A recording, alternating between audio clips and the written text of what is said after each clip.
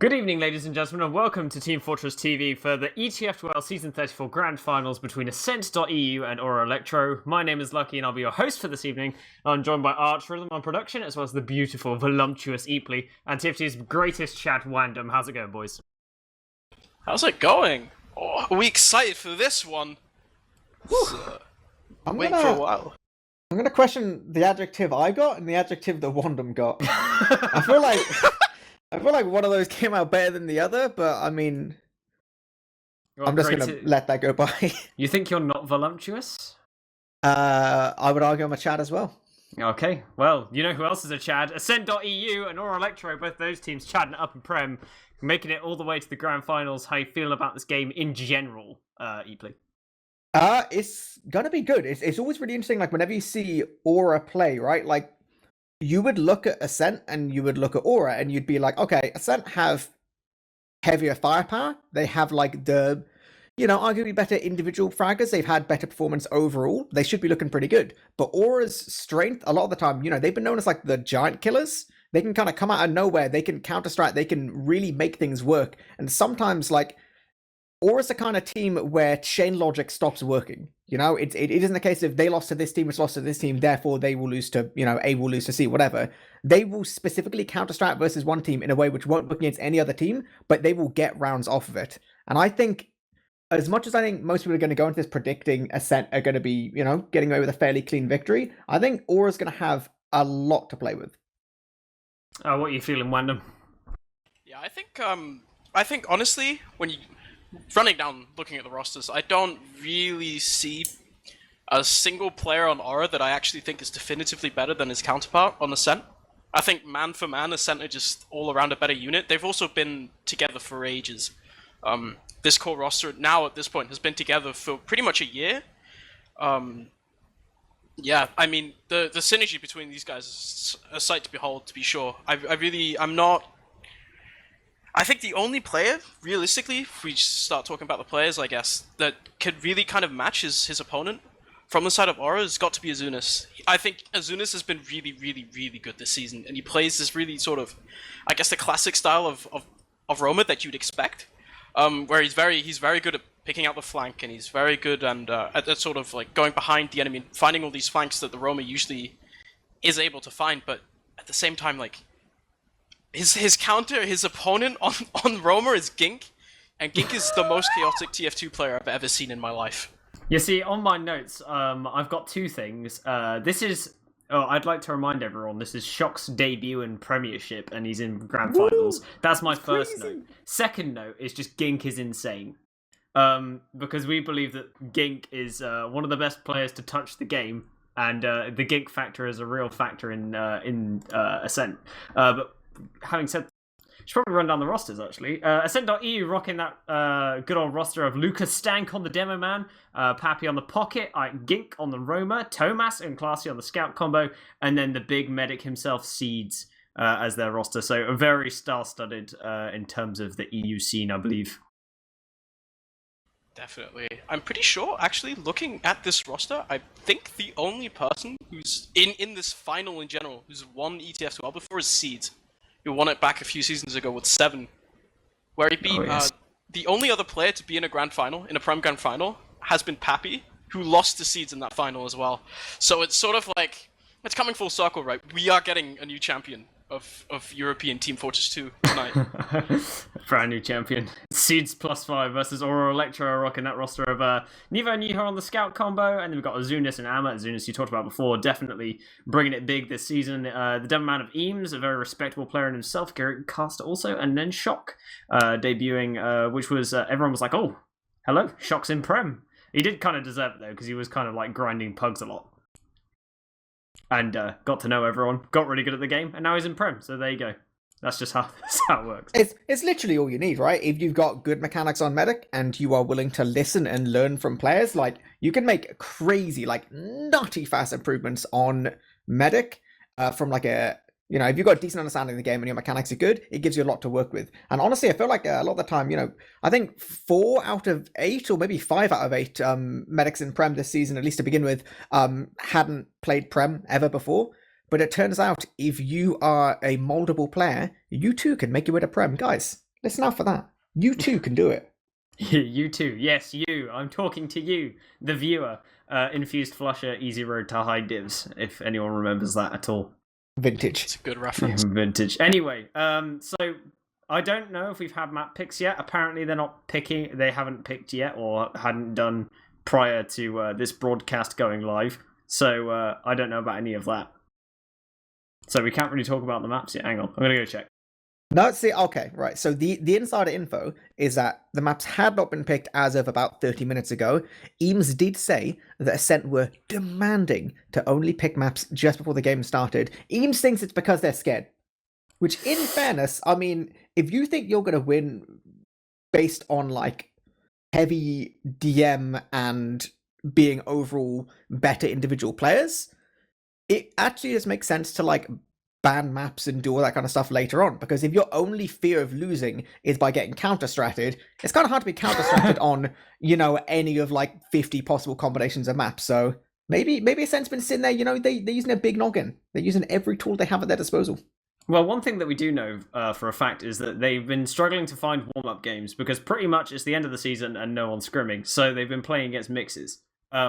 But the best thing that you can do against mixes is pick maps you want to play in preparation for the finals. And I'm wondering if both teams have been staring at those logs, being like, which maps have they been most successful on and which ones they've been doing worse on, and if they're going to ban/pick depending on that, then it's probably a smart idea. It depends how much they really, really want it and how much they're going to be delving deep. But Wandum, which maps do you think, which maps do you actually want to see in this BO3?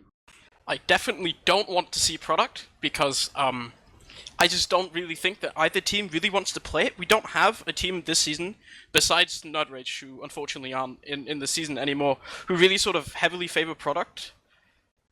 Honestly, like, I sent a message to Pappy earlier because I was a bit scared because I realized I hadn't really seen either team play product, so I was last minute I was scared that I had to do some studying, and I asked Pappy if they were going to play product, and he said no, we are not playing product. So we're not playing product. Wow. But honestly, probably what we can expect are just the pug maps. Honestly, I'd be very, very, very surprised if we don't see a Snake Water, if we don't see a Gully Wash, maybe in a Process, you know, the classics.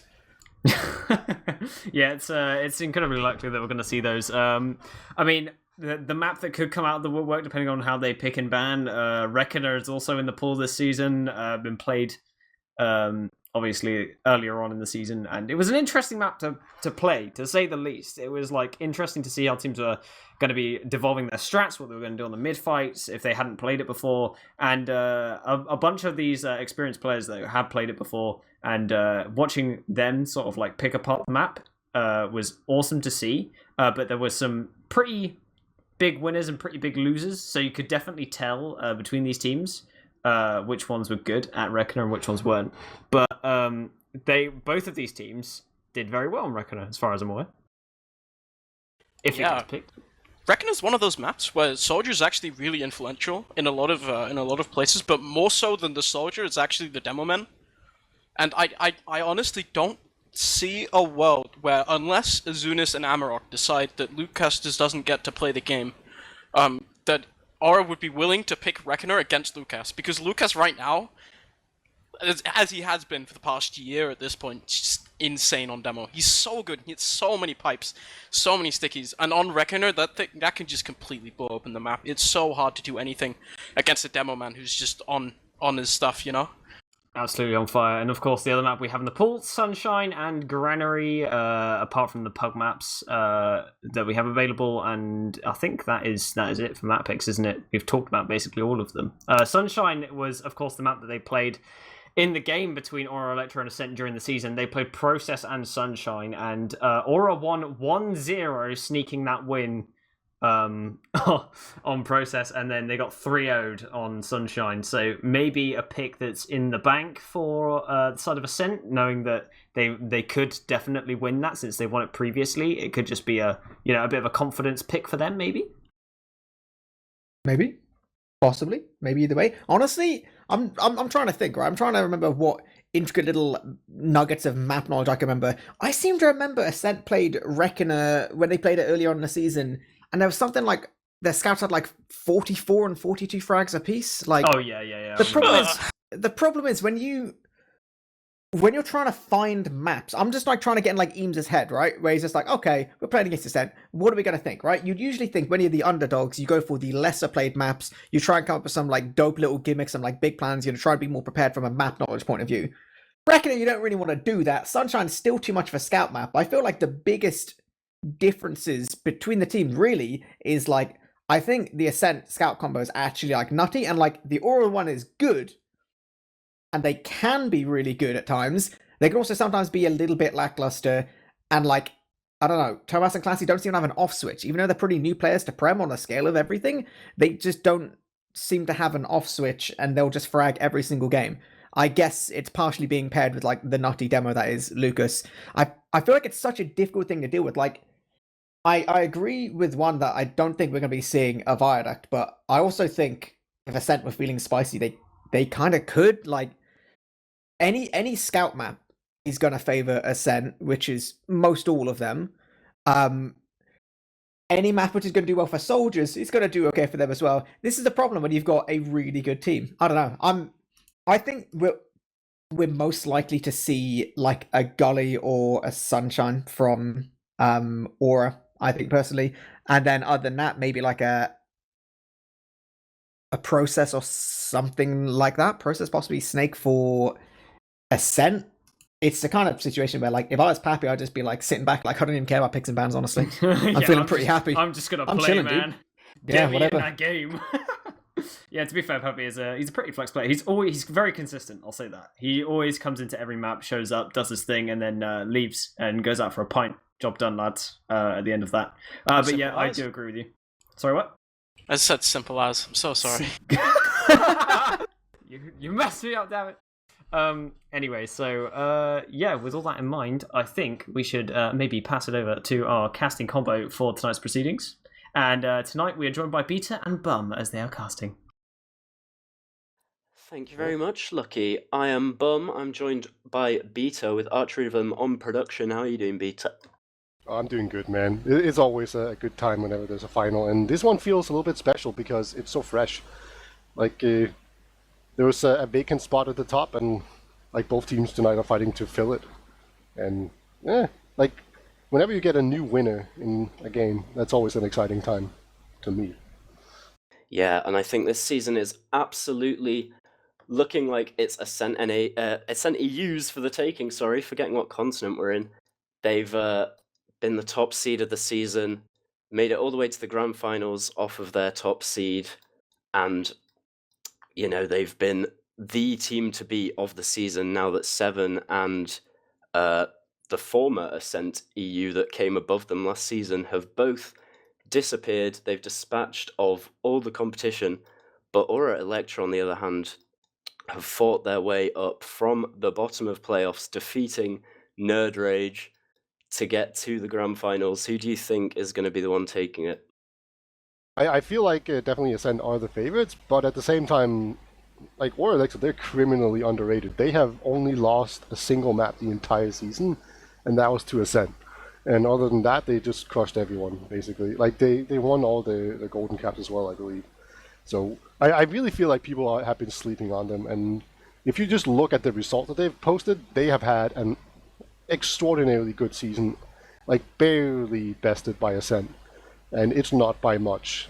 The only difference in the scores is that Ascent have won maps more convincingly and not in golden caps. But, you know, this is the finals. Nobody cares about golden caps or whether or not you're winning 5-0. It gives the same amount of points. And having more experience in golden caps can actually be a small advantage, at least psychologically.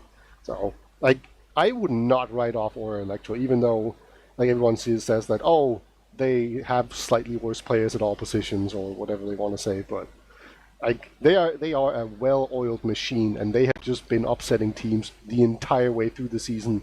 So like, why not keep that up for one more game? Yeah, points absolutely not mattering anymore. It's all down to the maps in this final best of 3. We are going to get the picks and bans coming in soon, apparently. What do you expect to be picked by either team this grand finals? I've been looking at what maps they've been scrimming, and they both scrim Gullywash, so I think both teams are expecting that. It's worth noting that the top seed gets a 1-pick advantage, and that means that Ascent will get to pick more.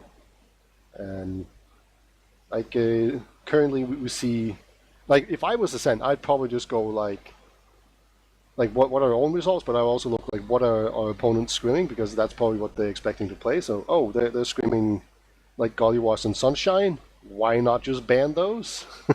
Just like be as annoying as possible. Like they've already just delayed the picking of the maps as much as they possibly could. So why not just take that to the logical extreme and just like play against your opponents? So I would expect something like we're probably going to see Granary, and like Gollywash would fit Ascent pretty well. I think it's a pretty fast map if you want it to be.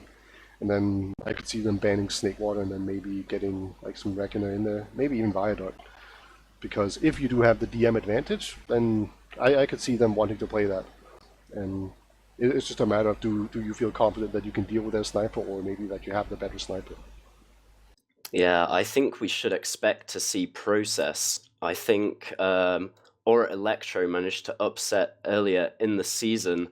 They took out Ascent.EU 1-0 on Process. But I know that Ascent do consider Process one of their better maps, and they might think that they can, adapt to what went wrong and still see Process as one of their home maps. Maybe they've changed something since or Elektro cracked their code earlier in the season and managed to take that map down.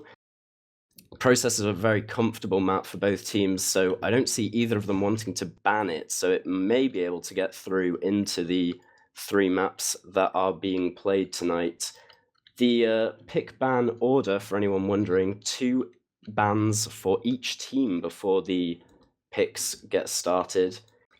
It is ABAB banning format, and Ascent get to choose if they are A or B, as they are the top seed.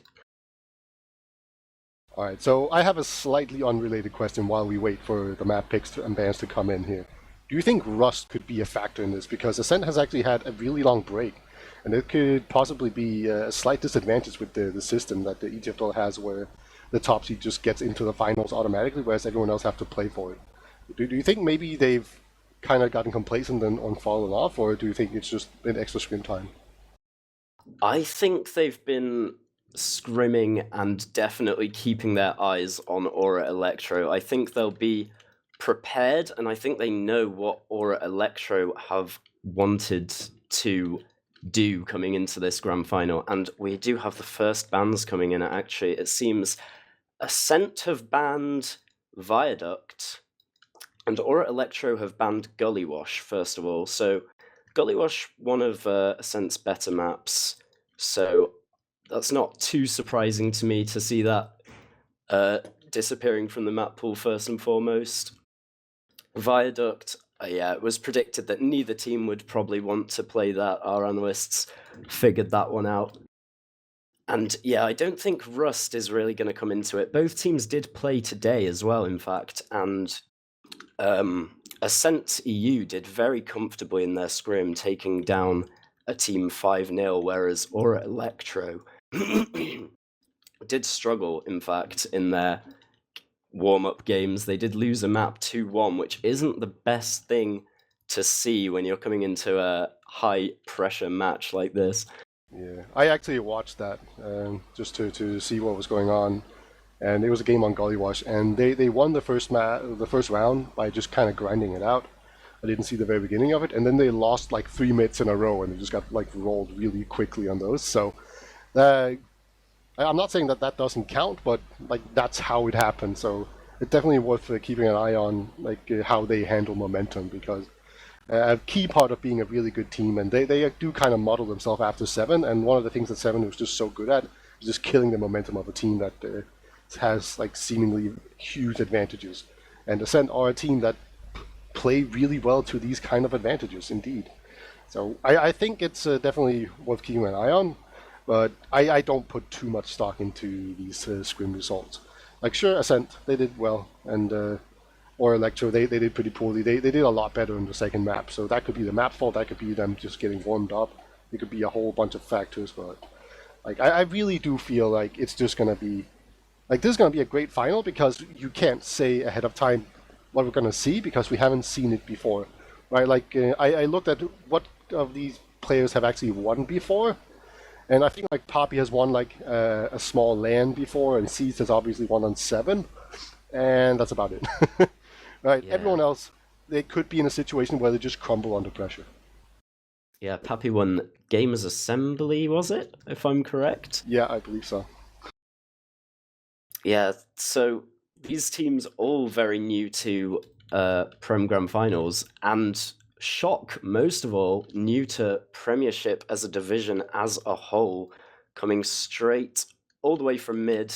We keep talking about it, it's a very impressive feat. Do you think he has proven himself as a top medic in Europe already? Have you spotted any mistakes that are clearly, an aspect of a mid medic or not?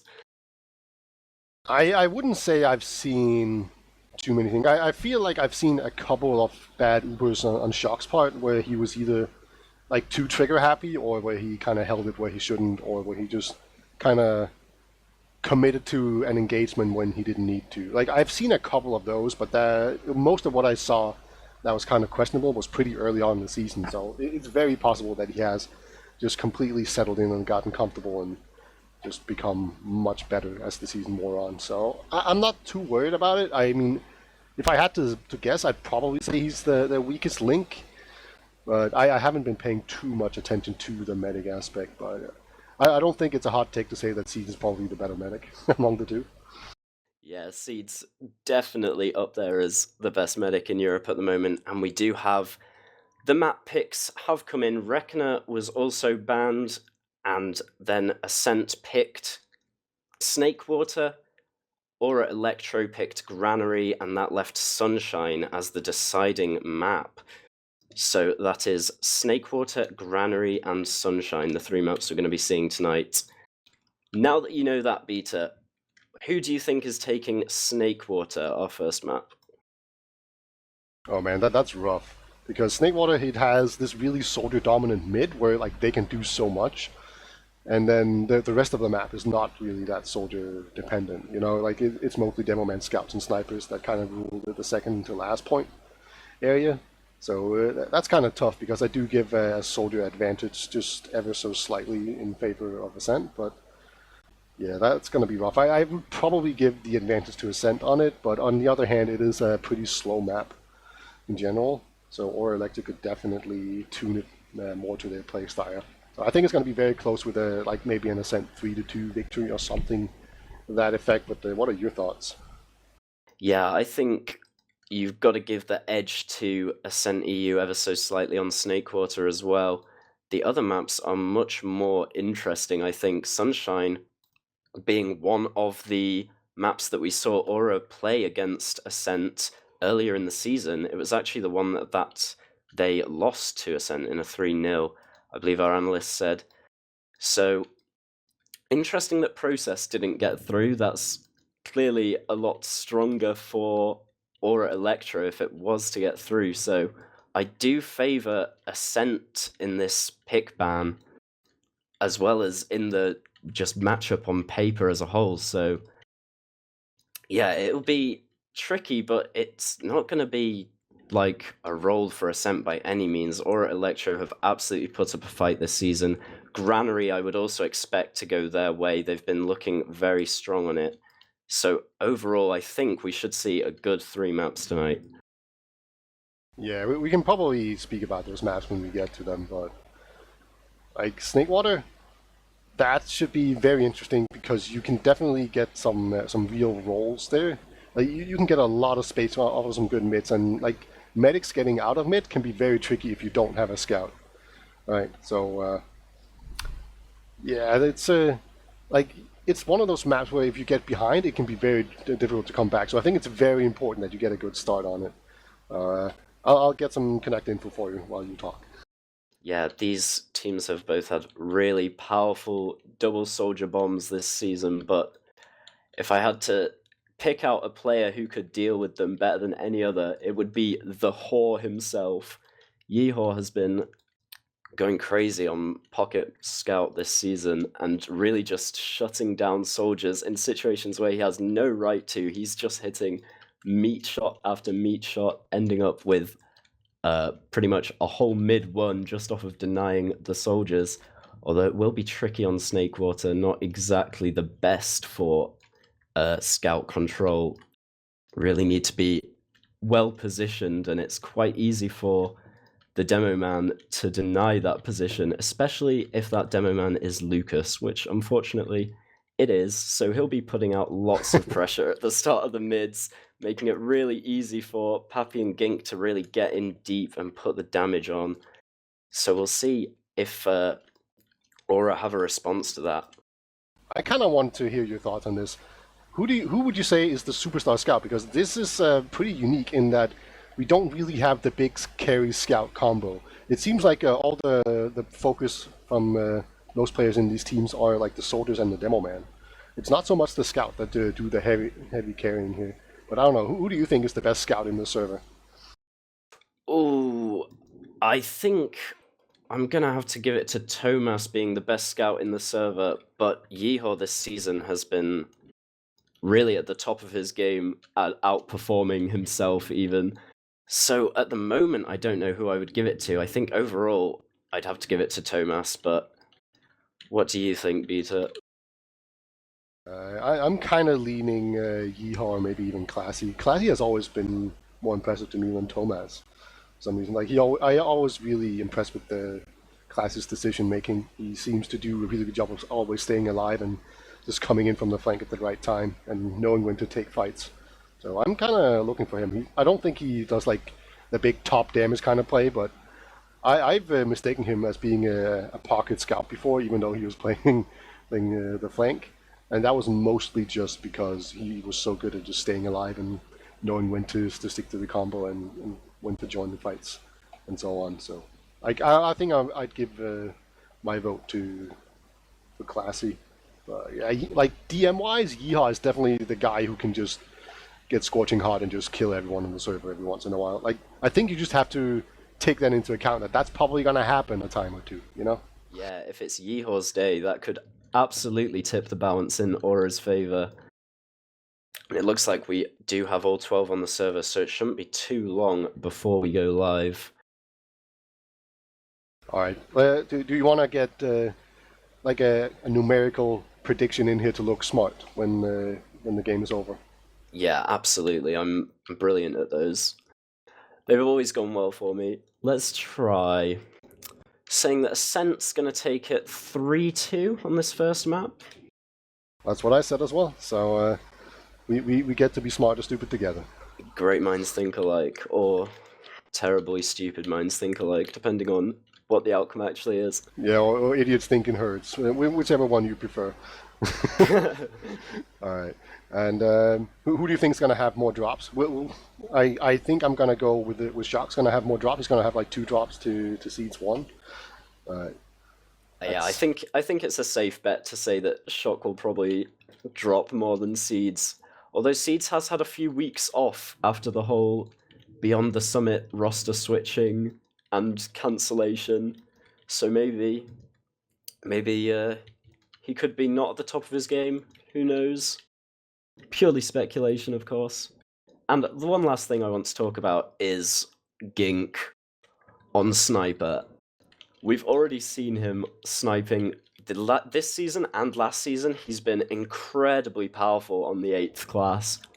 And even this season on Snakewater, he was pulling off some ridiculous plays that should not be allowed to happen, dropping medics from the forward spawn, hitting some crazy headshots and clutching out rounds from it. I think Gink ending up on Sniper on this map will definitely tip the balance towards Ascent even further. What do you think about off-classes? Gink is definitely the ultimate X factor in this game, just period at the moment. He's just so good at that. And like it doesn't matter which off-class he picks, it's always going to be very dangerous. Like he's a very clever player, to say the least. But Nebo is definitely going to give him a run for his money on Sniper. I already saw him get like a hero medic snipe in the scrim, so he's already activated. So that's a good time, and I think he's criminally underrated as a sniper. Like, he's always been one of the best snipers in Prem. And I don't think people really notice him because it's not like that flashy, but just very consistently, every single season he hits some absolutely crazy shots on sniper, some good sprees. So definitely keep an eye out for him because I think we're going to see some sniper from him. Not to mid on Snakewater, that doesn't really happen. That's a pug thing. But on last, into and out of, maybe even on second, yeah, definitely keep an eye on him because there's a lot of space for a sniper to move around on Snakewater. It's kind of one of the best maps to rotate your sniper around because there's just such a huge difference between the two areas, right? And you also like the chokes are pretty wide, so you get a lot of space to move around and get a good angle onto the medic or demo or whichever class is just not expecting you to come in from that angle. And Nevo is really good at taking advantage of those. He just walks around really confidently and always seems to find himself in the right spot. But yeah, I think those two are going to be the main off classes. I think Azunas is just mainly going to be in the skybox, and then he's going to land on your medic's head and kill him. Yeah, Nevo, definitely a very consistent sniper. Always seems to be the winner of the sniper v sniper duels. May not be the flashiest, but he definitely gets the openings that he needs. Yeah, like sniper v sniper duels, like the guy who wins those is a guy who has a buff and comes in from the angle that the other sniper doesn't expect, right? Like it has really nothing to do with the aim because like sniper v sniper duels are just all decision making and positioning and like surprise factor. It's so easy to actually click the scoped in sniper's head that that's almost not a factor. Yeah, shoot the other standing still player shouldn't be too difficult. Yeah, not for these guys. Like I can miss those, but like these guys won't. Not ever. Like literally, like they could put seeds on sniper and he would win sniper duels like just fine. It's getting it's making use of that sniper pick that's the real challenge, and actually hitting like some weird scouts or soldiers flying towards you or getting bounced around and still adjusting your aim and taking out that crucial pick. That's where the real skill comes in. But we're gonna ready up pretty soon here. So I'm looking very much forward to like just Lucas on mids tend to just pound, but Eames always very fast to mid. He seems to be one of the most consistent players to just get fast to mid every single time. Like he just never seems to mess up a roll. I can't remember the last time I saw that. So I think he's gonna give him. Like, he's gonna do a very good job of actually containing Lucas in the early mid fight. And it's just a matter of how do they approach it? Do they just storm Lucas at some point and just because he is the main damage dealer for Ascent? So do they just like do a countdown and just jump in 2 soldiers and like 2 scouts across the point and just focus him down before he can even react, or do they just try to bait everyone else in?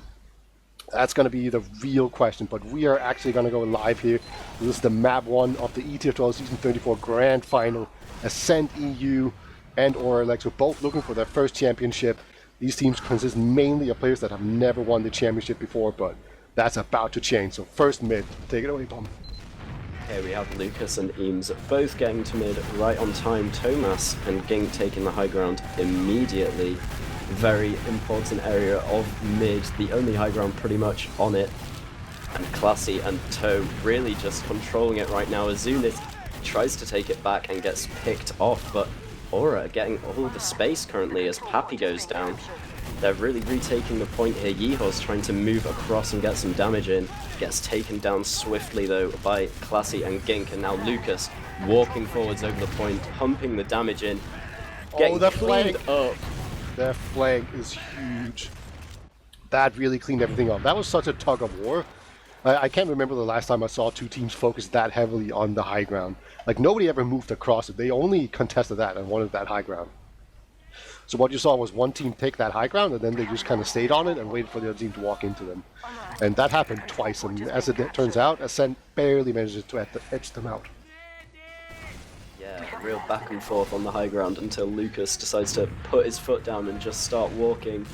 Gets control of the mid, and with shot going down as well, it's 100% Uber advantage. It looks like they want to get going through the shutter door on the right hand side already. Seeds is just buffing his team up. It's going to be Thomas to lead it. They pop straight through on Thomas and Lucas. Lucas getting juggled fully in the skybox though, finally does get the sentry down. Now Pappy and Gink trying to take this left hand side. There's not much damage being put into Aura Elektro though. They're all clumped up on this right-hand side. But Time on the point though. Oh my god, that's so close. Eamsy's very weak. Classic gets an arrow. He's gonna do a scout B demo fight, and that's gonna be that. Soda cannot quite get in there. That's gonna be the first drop as well. No, it doesn't really count, but yeah, that was a pretty good push overall. They did a really good job of actually rotating their players around. Like Lucas was not, he did not have a very good Uber. He mostly got a good view of what was happening from up there. He just got bounced so heavily, but just very quickly, Siege was over on the left side, just healing players and tanking them. And that just turns out to be enough. And then Aura all just got called into this one corner and got taken down. That's going to be a quick 1-0 here for Ascent, and let's hope it doesn't run away from them. Yeah, this time a fast bomb from Pappy gets in behind in Saw, but with the fighting on the point is going to go Aura's way, at least at first. Now they are really cramped between a rock and a hard place. Shock is going to try and get out lower, but Pappy is already behind. This could be deadly as he jumps forwards, gets Shock very low. Shock does manage to survive though. The points are all going Ascent's way. If Shock can get out here, that's at least going to be a little saving grace, but he's getting hunted down by 2 scouts. Oh my god. Yeah, he does fall eventually. That was Hammer as well. shame. Yeah, What a classic. very goes late in. spawn. Yeah, they're so hungry, and they are just dominating this game right now. It's actually a Soldier kind of behind lines. I think he has been spotted. Yep, he's about to find a bunch of guys as well. And these scouts, they're just being insects right now, just completely swarming everyone that theirs comes in their way. And it just seems like right now, Ascent, they're just getting this small advantage, and then they just pounce really powerfully and chase incredibly heavily, and they're getting away with it. And like Shock, he did a bunch of really good dodging there, but just the Poppy flank was just too much for them, and they just overwhelmed them really heavily. And here comes the push. Yeah, immediately on Lucas and Thomas again. The sentry's close this time. They take it down very quickly. All the time on point already as they're locked in the left side of spawn, but now the frag's going Aura's way. Seeds gets caught in, and they all do go down to the cleanup of Eames and the Yeehor Heavy. Only Lucas alive, trying to run away. That was really unfortunate there. Like, they were having a pretty good push, but then they just jumped the point slightly too early and took a ton of damage. And this all happened right before they killed everyone. So if they had just focus fired a little bit longer, I think they would have taken that push pretty easily. So now it's going to be the reverse situation from before, where it's Aura Elektro that has this uber advantage. It's not the biggest advantage, and it's kind of difficult to push in quickly here into mid from second. So they might decide to play it slow, but I think they might just go in quickly here. Looks like Walkway is going to be their choice, but they've already lost a single scout. Yeah, and Gink hiding in this forward spawn also going to be peril on the point put on from him. They are backing out of Saw, but Lucas gets another pick with a trap. This is terrible for Aura Elektro. 2 down, they're going to have to back out, and now it's even Ubers. Gink is already on Sniper, ready to try and look for the pick, and Thomas is making some space here. Classy goes down, but Ascent have got all of grass for free from these picks. Ging is in a pretty good position if he actually peeks out this window. He didn't actually do it, so it's going to be a bit of a missed opportunity here. I think he thought they were being a bit more passive than they actually were. Or maybe he was just hoping for people to walk onto a little bit of a slope there. But it's going to be even Ubers, a slight sniper advantage for Ascent. It's good to have a sniper in a stalemate, but they are a man down for a little while here, so we might see some pressure. Actually, Soldier's going to come in here from the side, but Lucas again. It seems like if you put foot inside of the middle, there's going to be a Lucas sticky trap just waiting for you. Like every single time, he just shuts that down. So now it's just going to be the Gink sniper show. Yeah, Lucas reading him like a book there, now trying to get some pressure on to get Gink an angle, try and get a cheeky snipe. Shock knows it's coming, he's not going to be showing himself at all, so it's always tricky. Classy does die in the meantime, it looked like he was going for something there, but does get taken down by Eames. And now, all returning to normal on mid, Gink is still going to be watching that lower area. Yeehor wants to take a trade here, he runs straight in, he's getting good damage in onto Lucas. Seeds is going to drop Lucas from the Uber, so yeah, that was a he decision. does use on Pappy now, and it's a lot better. 8-second better Uber for Seeds. They do get the first pick onto Shock immediately, and it's an all-out war in Saw, but it's going Aura's way. Yeah, very interesting decision there by Seeds. Like, that was very much just a very clear choice to just ignore Lucas and just get the better Uber. And they got the medic pick out of it, but they didn't quite manage to get the fight after that. They do still have Gink hiding around. He gets his first sniper kill there. going to be a simple body shot onto a scout, but hey, a kill is a kill. And it looks like Ascent will actually be able to hold on to middle here. It barely got capped out, but it's going to be another even Uber here. It's going to be no crits creeks or anything, so we're kind of going to settle back here into things. There is a bit of a back cap threat here. If you can sneak a scout behind, you can cap mid very quickly. But it is otherwise just going to be the Gink sniper trying to see if he can needle his way in there and get the big shot. Yeah, neither of the scouts really in position to go for anything. I'm very surprised Aura didn't manage to cap that out in time, but yeah, is Gink going back? Or... Oh, okay. I thought maybe he was going back to spawn. Yeah, taking a far back angle. But yeah, that seemed like a Pappy call to me, telling Seeds to just try and trap Yeehor in and get all those frags after the Uber. They used so much later. It could have been perfect for them, but it didn't work out in the end. Although not too devastating for them, as they didn't even lose mid, and now we're back to the same old. Lucas trying to spam out some space for Gink to take this shot. He's peeking from the window now. Not going to see anything. No one's showing their heads. Oh, here comes Gink. He's going for the shot. He got a slight look at the medic, but there's some conveniently placed crates that the medic can just hide behind there. So good awareness there by Shock. He saw it coming, and so did the rest of the team. So Gink, he got in, but he didn't get a good look either way. So that was a good play there by Aura. You can really see just how well coordinated they are. That didn't seem very dangerous, even though it's one of the situations that can very much be very, very dangerous. Aura were really playing with fire there. Azunis trying to... Oh, and Yeehor actually goes down to a pipe from Lucas. What a surf there from Shock. Second one. Oh, he does eventually end up using. That's really huge. Although Seeds is used in the meantime as well, there was a counter force, so both teams using at the same time. They're both 2 players down, a scout and a soldier for each team. So even after all that action, we're probably looking at a stalemate again here. Lucas is really trying to lock down this Saw, but there's so much pressure on him at the moment. Although Aura do eventually back off, Ascent have got it locked down. I quite like the way Aura plays these stalemates. They tend to do these things where they overload certain areas. Like they had like 4 or 5 players in Saw at that moment, and that's kind of technically too many, right? So if Gink was like on the flank and just really ready to jump, then he could have done so. But they just very temporarily left themselves open to try and get an advantage somewhere else. And it tends to be that the people like initiating have more time to react than the people reacting. Right, like they are just in, by almost definition, a bit later, and have less time to do it. So I really like how they preemptively just stack areas really heavily to try and get some players. And I think that's kind of how they've been able to pick off Classy a whole bunch of times, because he's just kind of forward, he doesn't see much, and then all of a sudden there's like 4 players all just looking in his general direction. Lucas and Thomas starting to poke through Saw here, trying to bait a reaction, and they do make space for Pappy, and with a big bomb, he's going to turn around and land right on Azunis. That's a kill for him, but he does trade out in the end. Nevo taking him down. Yeah, and second again, soldier slowing down. Yeah, second soldier didn't quite manage to get in there as well. You can't really blame Ascent. I mean, I don't want to say you can play the clock right now. That's kind of stupid. It's not even that close to being that time yet. But they're taking their time. They're not really taking many risks. As soon as it's on Spy right now, let's see if he actually decides to leave spawn with it, or if he's just checking for classes. We have seen a lot of off classes so far with Gink. He hasn't really done anything huge so far on Sniper, but like it's just a matter of time before he does something. It's quite a lot of pressure now for Ascent as well. I think they might be trying to get Poppy through, see if they can just get enough space for him to get a good wall jump off there like we saw before.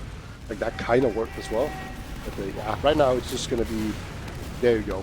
Poppy is in, and he's out. And he's dead. Yeah, very swift denial. Nice shot from Eames to finish it off. Yeah, they're gonna have to come up with something different. It seems Aura have this one figured out. If you just keep trying to take this pressure in Saw and jumping Pappy, they know there's not much he's gonna be able to do if Shock just plays it right and doesn't manage to get air shots. So maybe we might see him respawn on a banner or something. We haven't seen something like that so far. Nope, he's back up on just our ordinary gunboats. We'll see if they try anything different. But really, Aura are the ones, as you said, that need to be putting the pressure on. There's 2 minutes left in the clock before a round reset. If neither team captures a point, we're going to be going to see another mid-fight, which so far have only looked better and better for Ascent. Yeah, indeed. There's about 2 minutes left. The Clash is actually run in, and he actually out-DMs Nevo there. He's not even weak. So now he's compromising some angles. Soldier's going to win on the flank as well. Looks like just throughout that one little classy run behind, that has just caused enough chaos for Aura Elektro to just bleed everyone. Oh no! This is a complete disaster for Aura Elektro. Yeah, Ascent really just create the chaos and they thrive in it. As soon as that one pick goes Classy's way, Pappy knows he can start fighting on the flank as well. Shock perhaps could have used a little sooner just to save more players from going down, but that looked like it was always going Ascent's way. And now on last, the battle of attrition is also looking in favor of Ascent.EU. They take down everyone one by one. It's just Azunis left up. And while he trades for Gink, it's not enough. 2-0 to Ascent. Yeah, that was looking real sloppy for quite a while there, but then when it came down to the wire, it seemed like Ascent, they were just able to, as you so beautifully put it, like just create the chaos and just thrive in it. Like, that was just crazy how just running a single scout in there, that was classy. He got that one kill onto Nevo like really cleanly, and then he was behind, and that allowed the soldiers to jump in. So yeah, really good stuff. 2-0 here for Ascent. Last mid we saw Aura sack everything they had for Lucas and lose it all, and they seem to be doing the same thing again. It's straight in onto Lucas, but it's working out for them this time. Now Azunis behind onto Seeds gets a nice rocket in. All of Ascent on the low ground and damaged. They are going to have to be backing out. They are all so weak. Aura Elektro claiming their first mid-fight off of some just pure aggression onto Lucas. Yeah, this might be just the approach that's gonna work, just in general, but especially in mids, where you just have the time to just jump him really aggressively. Because Lucas likes to play pretty forward and get a ton of damage in. Like, he doesn't sit back and deny areas as much as some other demos do. Like, he is out there doing damage, and that's his strength. So might as well try to counter that with some good aggression. And just, once again, it wasn't one of those really big losses. You actually see Gink on the spy, so he's gonna walk his way out there. Actually, see a soldier in the skybox trying to make his way onto Seeds. Seeds does take a lot of damage, but he should be relatively Gink safe. is in on Shock! Gink just dropped Shock with the backstab! What a huge play, he just held W right from the spawn all the way to mid, and he gets what he wanted. They were all so distracted looking for the play onto Seeds that they weren't expecting a play on their own medic. Now it's 100% ad for Seeds. Shock is still down, so any damage done to Aura Elektro is permanent, at least for now. Nevo is trying to get something done, but he's going to go down very quickly. And Ascent will be able to roll this forwards for at least to second, I believe. Yeah, Cloak and Dagger, who needs that? You just walk forward until you're behind, and then you uncloak and kill the medic. Easy. And they're just going to get completely pushed back here. Ascent doing a really good job of just bombing players in, denying space, locking down the chokes, getting onto the point, and then they can just move in here. They do need to move pretty quickly, otherwise Shock is going to be in that danger area where he can either build Duo just naturally, or he can get a saw and just save it for his team. So they need to move pretty quickly, but it looks like they are doing that indeed. Through the shutter. Yeah. Seeds getting everybody buffed up in the lobby. Oh, Looks they're like so Pappy's slow. Yeah, they are slow. They are letting this ad go. Perhaps they expected Shock to have it a bit sooner, but yeah, they've let this ad go. They had a good 30% advantage over Shock there, maybe opting not to use it because they're 2 rounds up and they don't want to risk it. It seems odd though that they'd count this wrong. Yeehor even gets a kill with the Frontier Justice there on Gink. Not even a crit. But his sentry actually also did go down. So now they're going to send in a sniper pretty far forward here. The Nevo sniper gets one pretty good look here, but so far unable to get far enough forward to get a good shot onto Seeds. Azunis is in as well. Azunis with the bomb does manage to force off Seeds. They let him in all the way through Cheese. It got him a very easy bomb on Seeds' head. So they're going to prod into last to see if they can get Shock to force. Looks like Pappy might go for a sack. No, he's just going to chill out over there. So Shock has a full advantage now. Gink back on Sniper. And Nevo on Spy? Question mark? Why? Okay, yeah, he's not going to stay there. But that was a really nice play, right? You have a sniper, so you force the medic to play close to the wall, then you jump in a soldier. And like forcing a medic when he's up against the wall is super easy. So yeah, Seeds just had to pop here. But again, we see a very slow push out. They have made their way out, but here comes this Uber pop, and that was pretty inefficient. No one from Ascent was even close by. And now it's going to be an Uber advantage in favor of Ascent, and they might even be able to come in here very quickly and not even like wait for anything. Oh, Eames has already gone down to Lucas's stickies, and they are ploughing forwards into lobby, putting in plenty of damage. Amarok to go down too. Nevo is the next target. He gets taken down as the Uber comes out from Ascent. They bomb all the way forwards, and all the frags are going their way. As soon as second is capped up, it's going to be 3-0 for Ascent.EU in our first map here. Dominant performance so far. They just seem to be in control at all times. There's pretty much hasn't been a single moment where they wavered. They lost that advantage really weirdly, but I think it is just a risk mitigation tactic at this point in the game. Like they were ahead 2-0. This was a pretty small advantage probably from their vantage point, and then they just played it slowly. And so far they've been winning out in these slow fights. So into mid number 4, Nevo and Amarok taking the high ground. They do have Azunis on the Putis. He's going to be spamming out some minigun shots across the point. That's making Ascent all very scared to cross the point here as Aura inch ever closer. Gink going to be the first one to make a move, just spamming out Amarok. As we do see, this is slowest mid ever. Stalematey mid fight. Yeah, not much to even talk about here. How do you stalemate a mid? That's a new one. That's, I think it's just that Ascent, they're trying to take the high ground so badly, but Aura doing such a good job of doing it, right? Because if you take the high ground, you can just spam out the heavy. There's nothing you can do about it. But man, Aura Elektro, they're just slowly going here. Nobody has died yet, by the way.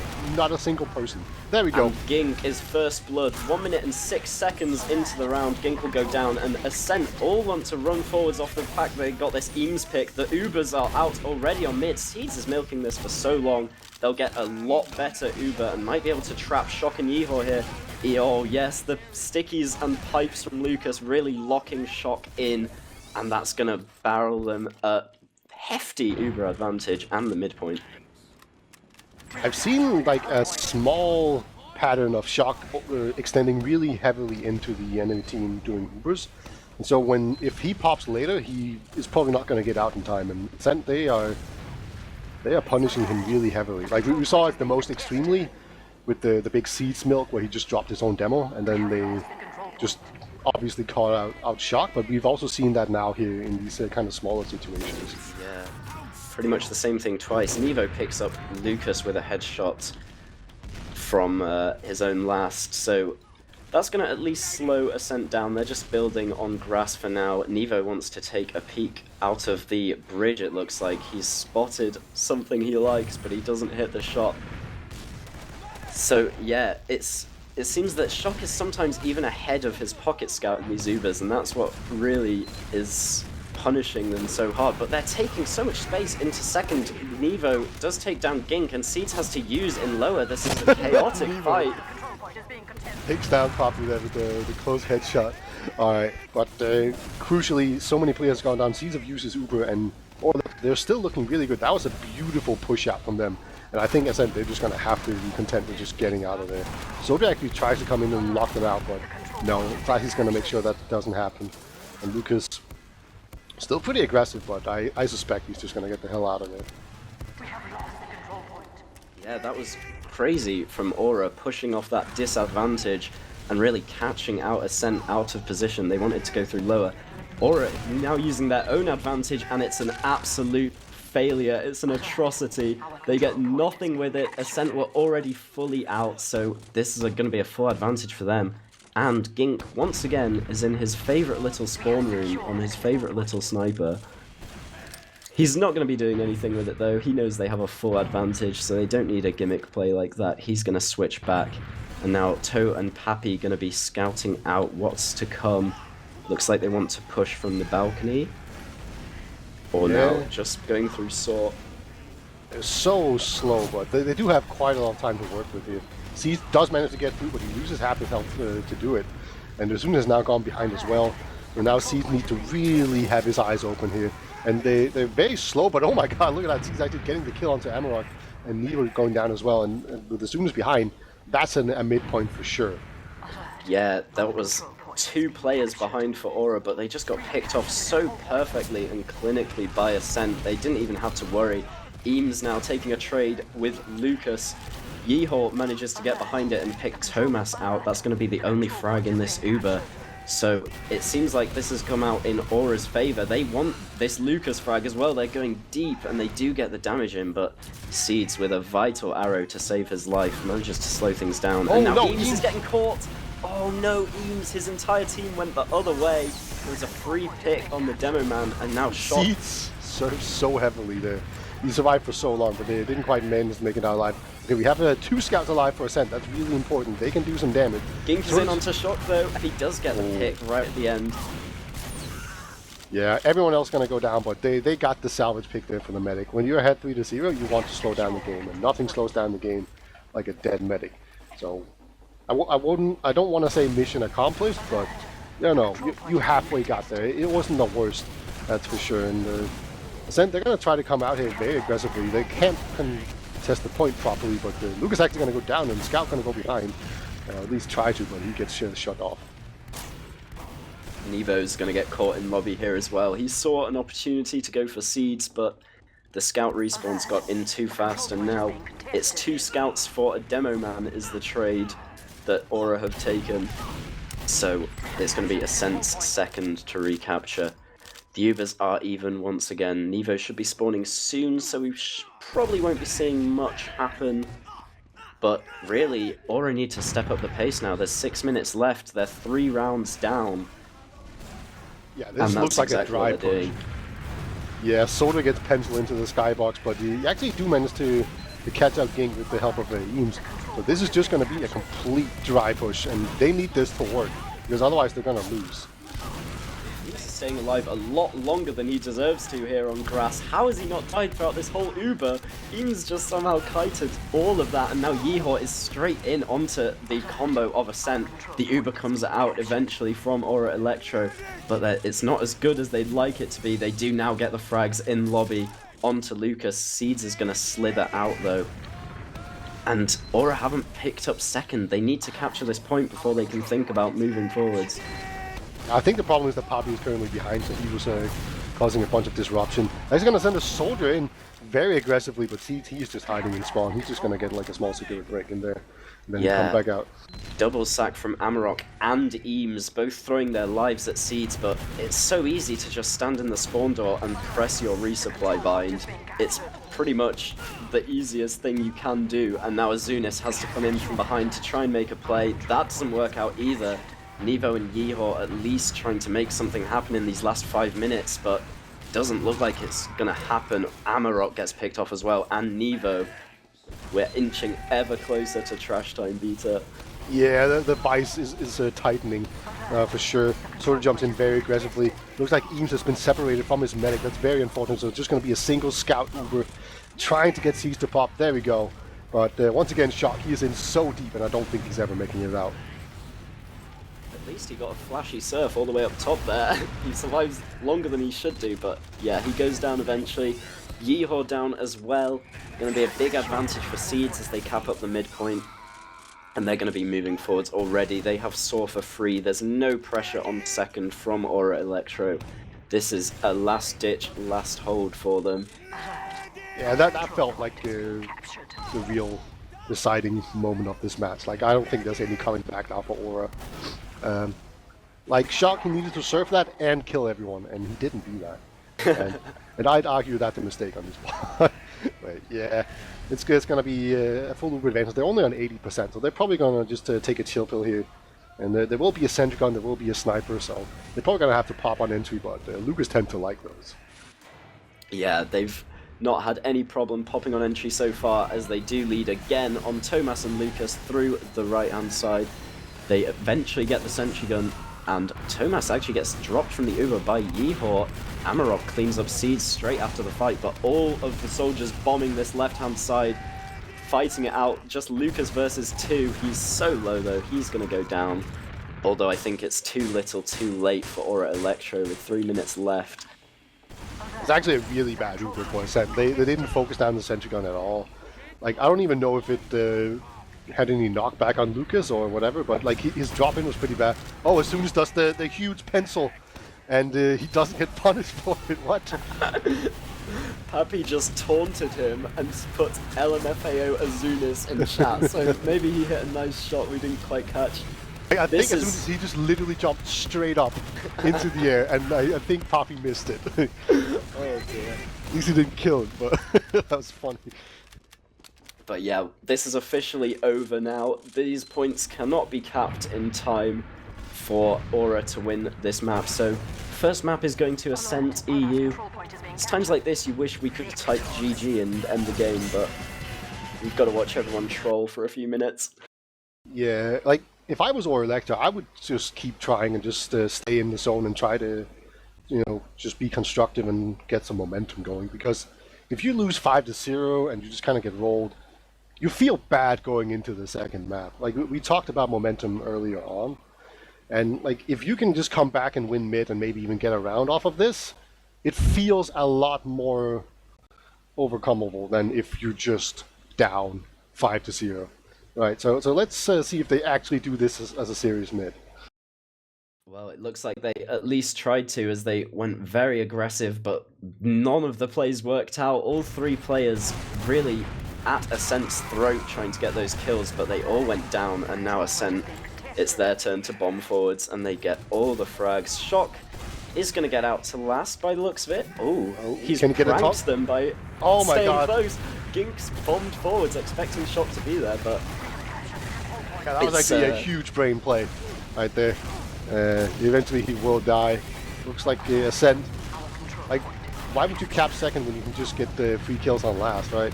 Like, spawn camping is the crutch of every good team. That's what you want to do. That's what I always do in pubs. It makes me feel really good when I get all the kills on the respawning players. But yeah, none of this mattered. Basically, this game was decided at 3-0, but it will end up as 5-0 for Ascent. Very, very dominant first map. Yeah, absolutely. It really, like, we're gonna jump to our analysts very soon, but if I could give my 2 cents, I would say, like, the Ubers from Ascent seems significantly better than the one from Aura Elektro. Like, they used very early, very often, and they also often had Shock get caught in. And then the kind of post-Uber spiraled out of control after that. So, like, there were flashes of good play from Aura Elektro as well, but yeah, it seemed that would be my key takeaway from that. Yeah, I definitely agree with you, but we'll see if the analysts have found anything more to nitpick on. I'm going to throw you over to Lucky and the desk. Sir, dudes. Welcome back to the beautiful analyst desk with all the most handsome players in Team Fortress 2. eepily, your opinions on this smash of a 5-0.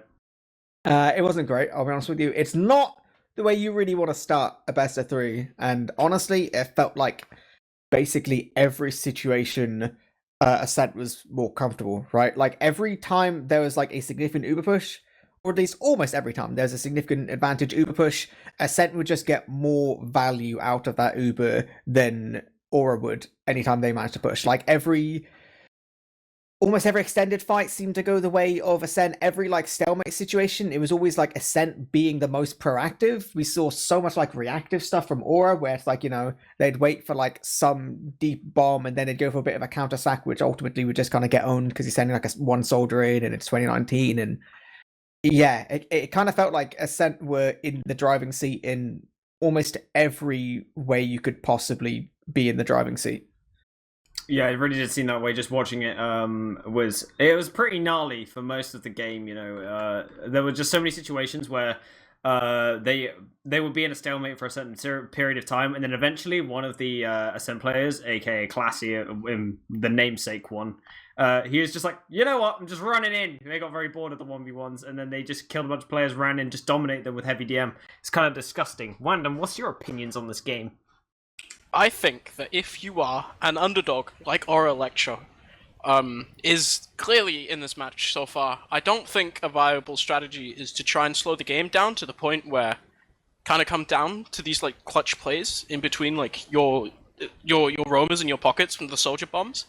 You kind of saw you don't run a heavy to mid and try to slow it down, because we saw at the end of the day, it wasn't even like Ascent being caught out of it. It ended up actually just being Eames, just getting completely caught out at the mid towards the end and losing it for his team. It was just, I don't think it's the correct way to go about trying to take down taking down a team like Ascent, because I feel like, but at the same time it's a bit of a paradox, right? Because you are looking at a situation where realistically Ascent do out DM Aura, and evidently, like from this game, it would seem like they're out DMing them pretty heavily as well. So you're trying to figure out a way, like, how do we beat a team where we can't like actually slow the game down and beat them that way, and we can't just straight up fight them either. Like, somebody on Aura really has to step up, because it just hasn't been going that well for them. Yeah, it has kind of been looking like Ascent are obviously showing their prowess and their synergy that they've gained together through playing together for as long as they have, including playing at LAN, and it just really does show, because you see the disconnect from a lot of the Aura players, especially with Shock and Eames, where Eames will be wandering through the wrong choke and the rest of the team will be going through somewhere else, and you just get caught, and then that's the end of the push. Or they'll lose a certain number of players before the push even happens, and it just kind of becomes a bit gross. All in all, to try and get anything done when you're just being smacked around as much as they were getting smacked around. But we'll see if they can try and make a difference now on the second map, which is Granary Boys. What are you feeling about Granary? You know? That's my thoughts. Resident sleeper in chat, please, boys, please. I don't know. Yeah. Like, you've got to look at this map. You've got to look at what happened before. Like, you know, not to ruin the surprise. How about a cheeky check of the old logs there? Having a check on that old page. Surprise, surprise. Lucas absolutely gave like a rod everywhere. It was actually like kind of gross. Like, his damage output, like dude's rocking 25 for 8. Just at no point was there like any real risk of him getting like stopped. And if that happens on Granary as well, especially like, I don't know, any demo getting like aggressive, early damage, whatever, on like Granary mid can almost like win the mid in itself.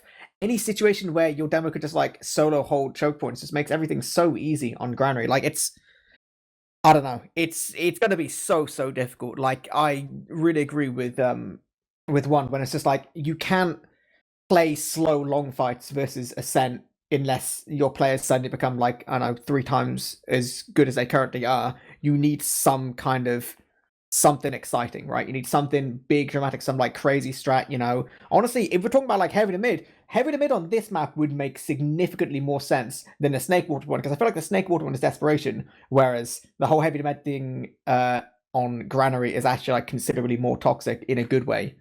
But realistically, like, even still, like, that has to be combined with some kind of aggression. Like, they can't just stand around all day, because that's kind of what they were doing, and they lost.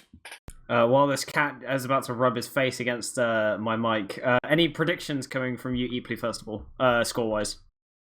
I don't know. I don't want to say that it's going to be over in 2 maps, but every single bone in my body says it's going to have to be over in 2 maps, and this is going to be something like a 3-1, 4-1 type of thing. I don't think we're going to see a win limit as clearly, because it is Granary still, but I do think Ascent are going to be just continuing in the driving seat. Cool, and one? I think my brain, my heart agrees with eepily. I've known these Ascent boys for a really long time. I played with Pappy in his very first season 22. It's so nice to see him come such a long way. But at the end of the day, I'm not here to watch 2 5-0s. Boring as all hell. We have to see a third map. Need someone on Aura. I'm looking at Eames right now. He really just has to, you know, get his head in the game. Beat out Lucas. Indeed. Well, I'm just gonna leave it there, and I totally do agree. I want to see more maps, and this cat is starting to get a bit angry at me for not paying it. So I'm just gonna softly underarm it rather than throw it back to our casters. Thank you very much, Lucky. So yeah, it was a very dominant affair on Snakewater, but coming into Aura Elektro's pick, Granary, this is the map that they dispatched of Nerd Rage in the semi-finals. So do you reckon this is going to be going their way, Beta, or are we going to see more of the same? I mean, after a 5-0, you're already it's always a little difficult to say that they're going to go ahead and completely turn around and win it. But, I mean, I'm positive that we're probably going to see a better game this time around. The mid fights tend to carry into round wins more on Granary than almost any other map. So I suspect that we're going to see, or Elektro score a bunch of points at the very, very least. And just also, I feel like the way they play these chokes and the way they play the second point inside of the ramp room, or the stairs, that's really their strength. And if they can just not get behind really quickly, I think this can do well for them. They remind me of Seven, in the way that they will be extremely good at slowing down the game and just getting these small advantages out of teams, but it doesn't really work as well if you're behind to slow things down, Yeah, absolutely right. And I believe that's what Wandum was saying as well. They did try a lot of things that fit in more to their usual methodical playstyle, but you do need to be ramping it up with dry pushes when you are so far behind. And I also feel like we need to see a lot of Aura's players stepping up. Maybe it is the pressure of the grand finals that's got to them, but they are not acting like themselves. We haven't seen big Eames Ubers, we've just seen kind of Eames dribbles where he walks in and gets killed immediately, or they pop Uber way too early and there's 6 players who are already out, like they didn't even see anyone and used the Uber, things like this. And Yeehaw hasn't been popping off as much as he has throughout the season, but I guess Ascent haven't really given him a chance to, and that's pretty much the perfect concoction for winning Prem, is if the other team is underperforming and you're just not giving them any chance to perform at all, you've got yourself a free grand finals if they can carry it forwards in Granary.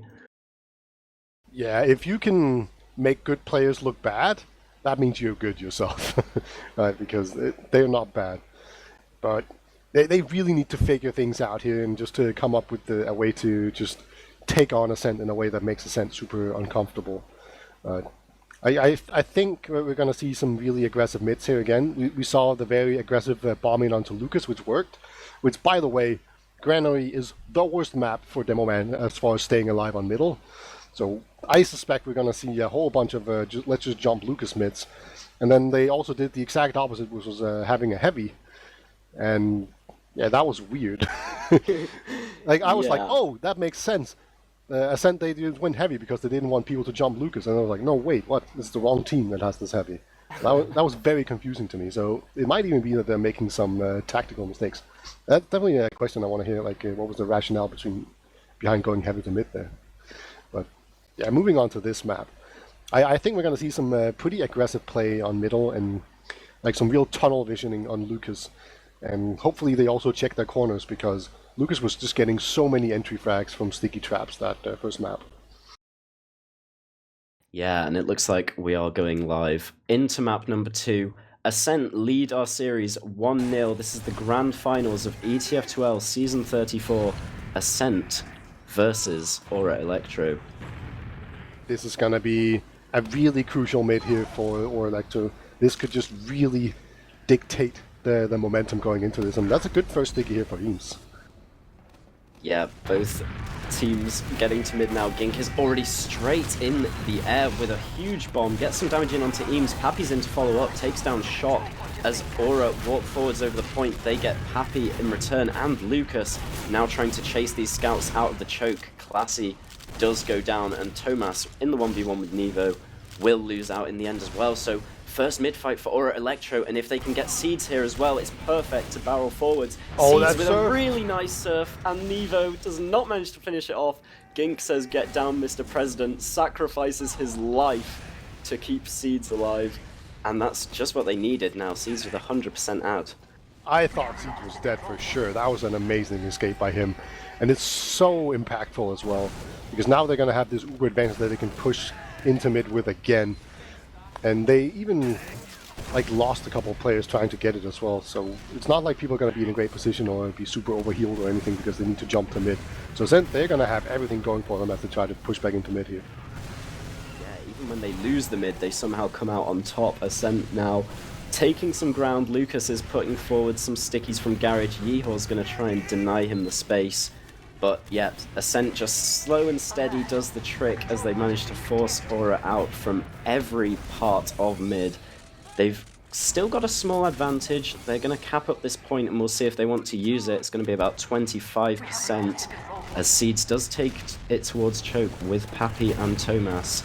Gink's in with a very fast bomb trying to force them out of the shutter, and that takes them yard for free without having to use. That's really nice. Oh, look, like they actually got so much space from it, so they actually got yard as well. And it was pretty funny that Gink actually, he shot the wall because he had the burger gun, which means that he didn't shoot out of the right side, so he just shot the wall instead. So that's why the rocket launcher is objectively better than that stupid looking gun. Nevo's got himself onto mid, trying for a cheeky back cap. Azunis is also putting on some pressure on the flank. Nevo's still alive behind. That's super annoying. He was so close to dying. Yeeha's gone down though. And now it's going to be, again, this super high pressure in right yard. And it's so spread out. But here comes the sword of bomb. Oh, it's a drop! Azunis manages to get the bomb in from behind and takes Seeds down. What a great play from Azunis. Tomas only one left in. Down. Classy is also in, looking for a sneaky play in a corner. But, yeah, or Elektro. Gonna go and cap mid, but Gink and Classy, they take down Yeehaw and they can back cap here. They have 3 times on the cap. They need to block Azunis, and Gink knows he's coming, so Gink is gonna get up there to block it off. In the meantime, Aura come to reclaim their territory. And again, what should be a huge advantage for Aura is somehow outplayed by Ascent. Yeah, just once again, Classy winning that. And here comes another one of these very aggressive Ubers with Shock. They get 2 very nice kills very early on, but they need to get all the way into it. Looks like they are going to get that indeed, but you know, Seeds in normal Seeds fashion, he's just out of there. Like, not even close, but that was probably worth it, that Uber. Yeah, they get some kills, but not the most crucial ones. But when you think about it, this should have been the situation that Aura was in a few minutes ago.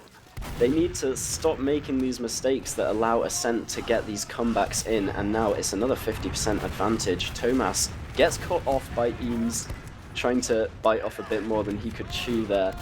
And now they'll have to wait for his respawn before they try anything out. They do have an advantage on Ascent's side, but doesn't look like they're going to be moving anywhere with it. Yeah, it's a pretty small advantage, and they just lost Tomas. You know, Tomas, he tried to tank his way through the choke, but he caught a pipe. So he just died there. So good decision not to push the lock right there. It's one of those things where you will just definitely get punished very severely if you try to push on it. And it's absolutely going to get punished. And it looks like it's actually as soon as trying to go for the skip jump through, but he failed that. So maybe he's going to go for round 2 to try that. Like, we've seen Stark go for these kind of jump up to really high and then do a big speed jump. Let's see what Azunis does. Seeds looks like he's playing perfectly against it. He's only coming forward for a second to put his heels on, and then he's getting way back behind these crates. It's going to be tricky for Azunis to get that much momentum when Tomas is up on the high ground, so if they figured that out, they might not even try this skip jump again, but in the meantime, nothing is pretty much going on. Neither team is shooting each other, as Lucas does pick off Amarok with a cheeky sticky trap there. Yeah, Means they're going to get some.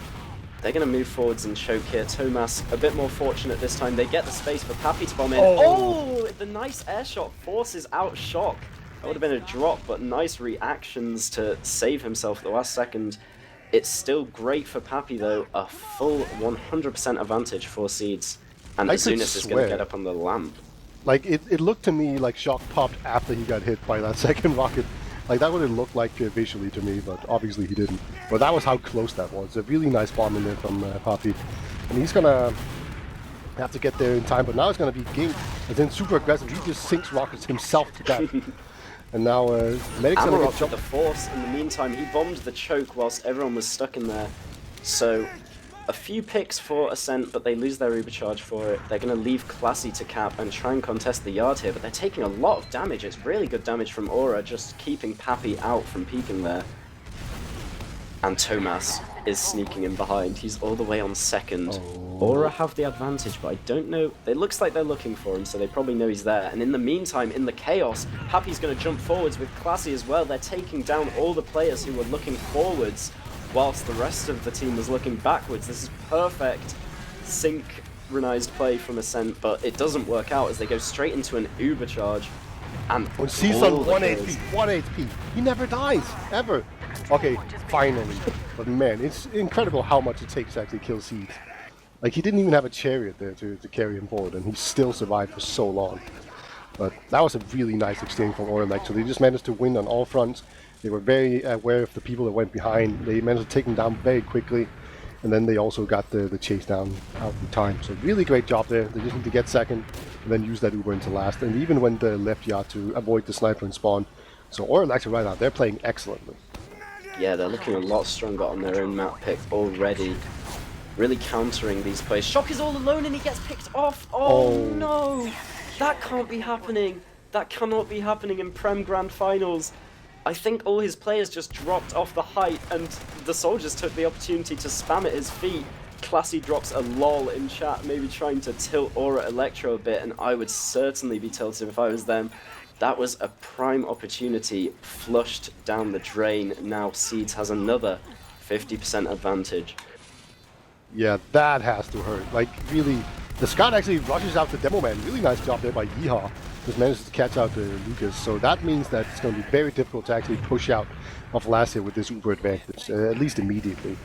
And if you don't do it immediately, you're probably not going to do it at all. And like inside of this second area, Demo Man reigns absolutely supreme. Like a sticky on the ground, I'm just going to say he can hit someone who's jumping up at the ceiling. I'm pretty sure that's how it works in this tight area. So you need your Demo Man for sure. So that was a really nice pick. And C's actually goes down pretty weak there, but he survives, as always. And they are going to equalize.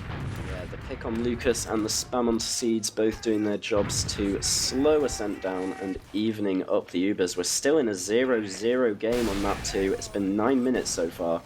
Tomas going on to spy, just checking for off classes, I believe. Classy's got his sentry gun back up. And it looks like Aura are in position to try something here. They're getting very close to these shutters on the right-hand side from their perspective. I think they were spy checking the spy checker, so now they saw that he was spy, so now they went pyro and just like full pyro, like pyro, going it up here, just flaming every area where a spy could possibly hide. But there is no spy. So that's kind of funny. This could actually lead to. Oh my God! He takes so much spam.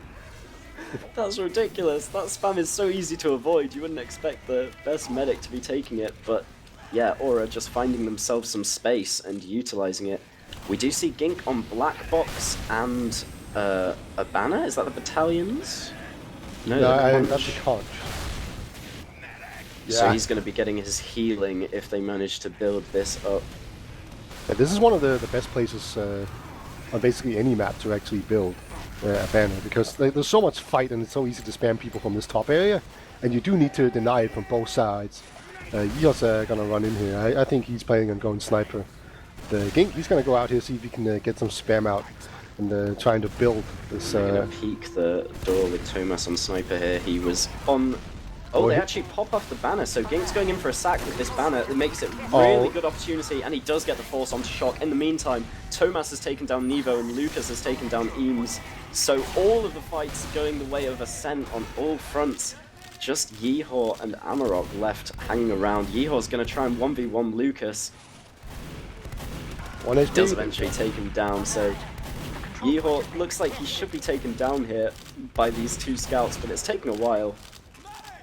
And Ascent even used their Uber on second. I didn't see why or how that happened, but Aura Elektro managed to hold control of the point after that, which is ridiculous. It's kind of shocking, and they have the Uber advantage now, and they're even pushing their luck. And they have actually won some of these like dry pushes before. We saw that on Snakewater when they were in the time crunch. They actually did a dry push and won off of it. So I think that might be what they were thinking there, but they're just going to play the Uber advantage instead, which makes a lot of sense. But they need to move pretty quickly. There's a big last point, and we need to cover a lot of distance. Yeah, they're looking to go in now. Eames bombing forward straight away. Yeehaw running the distance with his medic. They're not even taking down Tomas yet. He's staying alive for ages, but they do get all those people to force into spawn, and the high ground was belonging to Aura Elektro for a second, but they do get taken down, and now everyone spamming across the low ground. Aura just walks on the point, that's all they need to do, as they take the first round. Aura Elektro coming back in this grand final. Yeah, this is the Aura Elektro that we know and love, and it's just this slow, methodical play of just slowing players down. It's like moving against molasses against them. Like it's just so slow, and they got that force out of seeds in the tight corridors of second, and that just worked. So now they're ahead all of a sudden, and now their strats, they could work out a lot better. Yeah, Eames hitting the nice opening sticky onto Lucas. Gink going for the same bomb we saw before. Pappy's in to follow it up, straight in onto Shock, and it's absolutely devastating bombs for both teams. It's a 3v3 fight now, as Aura do have control of the high ground, but Lucas and Tomas are going behind. Toe does get taken down eventually, and now it's a 2v3. Nevo is going to try and take out Pappy. They're really isolating the players, Aura. They are choosing a target and all attacking at the same time. And Lucas is backing up straight into Eames. That's awkward. He does go down eventually. So a really nice mid-fight from Aura Elektro. It's very even at the start, but they really had the focus to pick individual targets and take them down together. They also had a scout alive at the end of that, and they tend to win these DM fights, so it was really well played by them, and they just slowly managed to find it out. They're also going to be able to take Yard here pretty much for free. It's the 7 CP kind of dynamic going on here with the Granary, where you have this Yard area that's not really a point, but it kind of acts like it, where you do need to secure it before you can actually move in here. But they get that. They have the tiniest of tiny Uber advantages that they're not really going to be able to push on, but they did manage to just muscle everyone out of a second. And I kind of like this, where you can kind of see that they're playing with some confidence now, where they just go like, yeah, we're good, we can just push them when we have a slight advantage. We just go in here and just bully them around. Aura taking Lunchbox, trying to get some spam in on top. They do get a soldier through onto Seeds. Oh my god, Seeds, he holds on. That's so brave. He was on 15 HP. Like, any kind of crater damage, he would have died. And Pappy in return is straight in onto Shock as well. He's getting all the damage. He takes down one player, and Gink is having to follow it up. Shock eventually has to force. That was so ballsy that he kept it Lucas in might for that die, long. though. Yeah, Lucas is not in very deep, so yeah, they're going to have to pop here. So at least they get the counter pop out. Nevo, he's doing his little dance. He's buying some time, but not much else there. And Shock, once again, he has died. And Yeah, they really needed to notice that 2v6 Uber or whatever it was that they were trying to make happen was not going to work out, and Shock just eventually got flanked by Classy and decided to kill himself, I think, to get that faster respawn. But yeah, the amazing Surf from Seeds just really cementing him as the best medic in Europe. And Shock as well had Pappy literally touching up against him, and he was on about 50 health, and he didn't force until another soldier and a demo man came bombing in onto him. So both these medics really putting up a fight and proving they're not going to be scared or pop to pretty much anything. Pappy trying to make some space. He's just a distraction as Classy runs all the way in behind, and the Uber comes from in front. So this is really perfect from Ascent, picking up 3 kills in that fight. With their advantage, they're going to get mid. They get everyone except for the combo here. He's probably just going to put up a sticky trap and then get out to last here. They can't afford to let anyone go up top and pick up Shock. They have actually the Uber advantage, so if they can just get all the respawners, they should theoretically be able to come back in here onto second. And that's definitely what you want to do, because holding like second is so much more comfortable than holding last. But here comes Gink. He's onto the medic. Oh no, that was a pussy pop by Shock. Oh no, he was in the corner. The rocket hadn't been shot yet. This is maybe where having like 86 ping is not optimal. Yeah, it's a shame he uses it off there, but there's at least the picks to take second, and Aura want to do something while they know that Seeds doesn't have this Uber. They get control of Yard, but now Seeds has it. They need to play a lot more reserved. Nevo feeding and Garage getting picked off. They do trade Pappy for it, and now Seeds with the advantage once again. They should be looking to get into Yard here. Gink with a big bomb, not as successful as he'd like. He gets caught up short. Yeah, they do get everyone else, though. It's a bit too much of an overextension right now. And it's just, once again, going to be Shock and Eames just backing out here. Sticky should definitely slow players down on this second, but nope, that doesn't happen at all. And they're just actually going to Uber in straight here, trying to see if they can catch them out and cap last. Yeah, those respawns were so long that it's perfect for Ascent.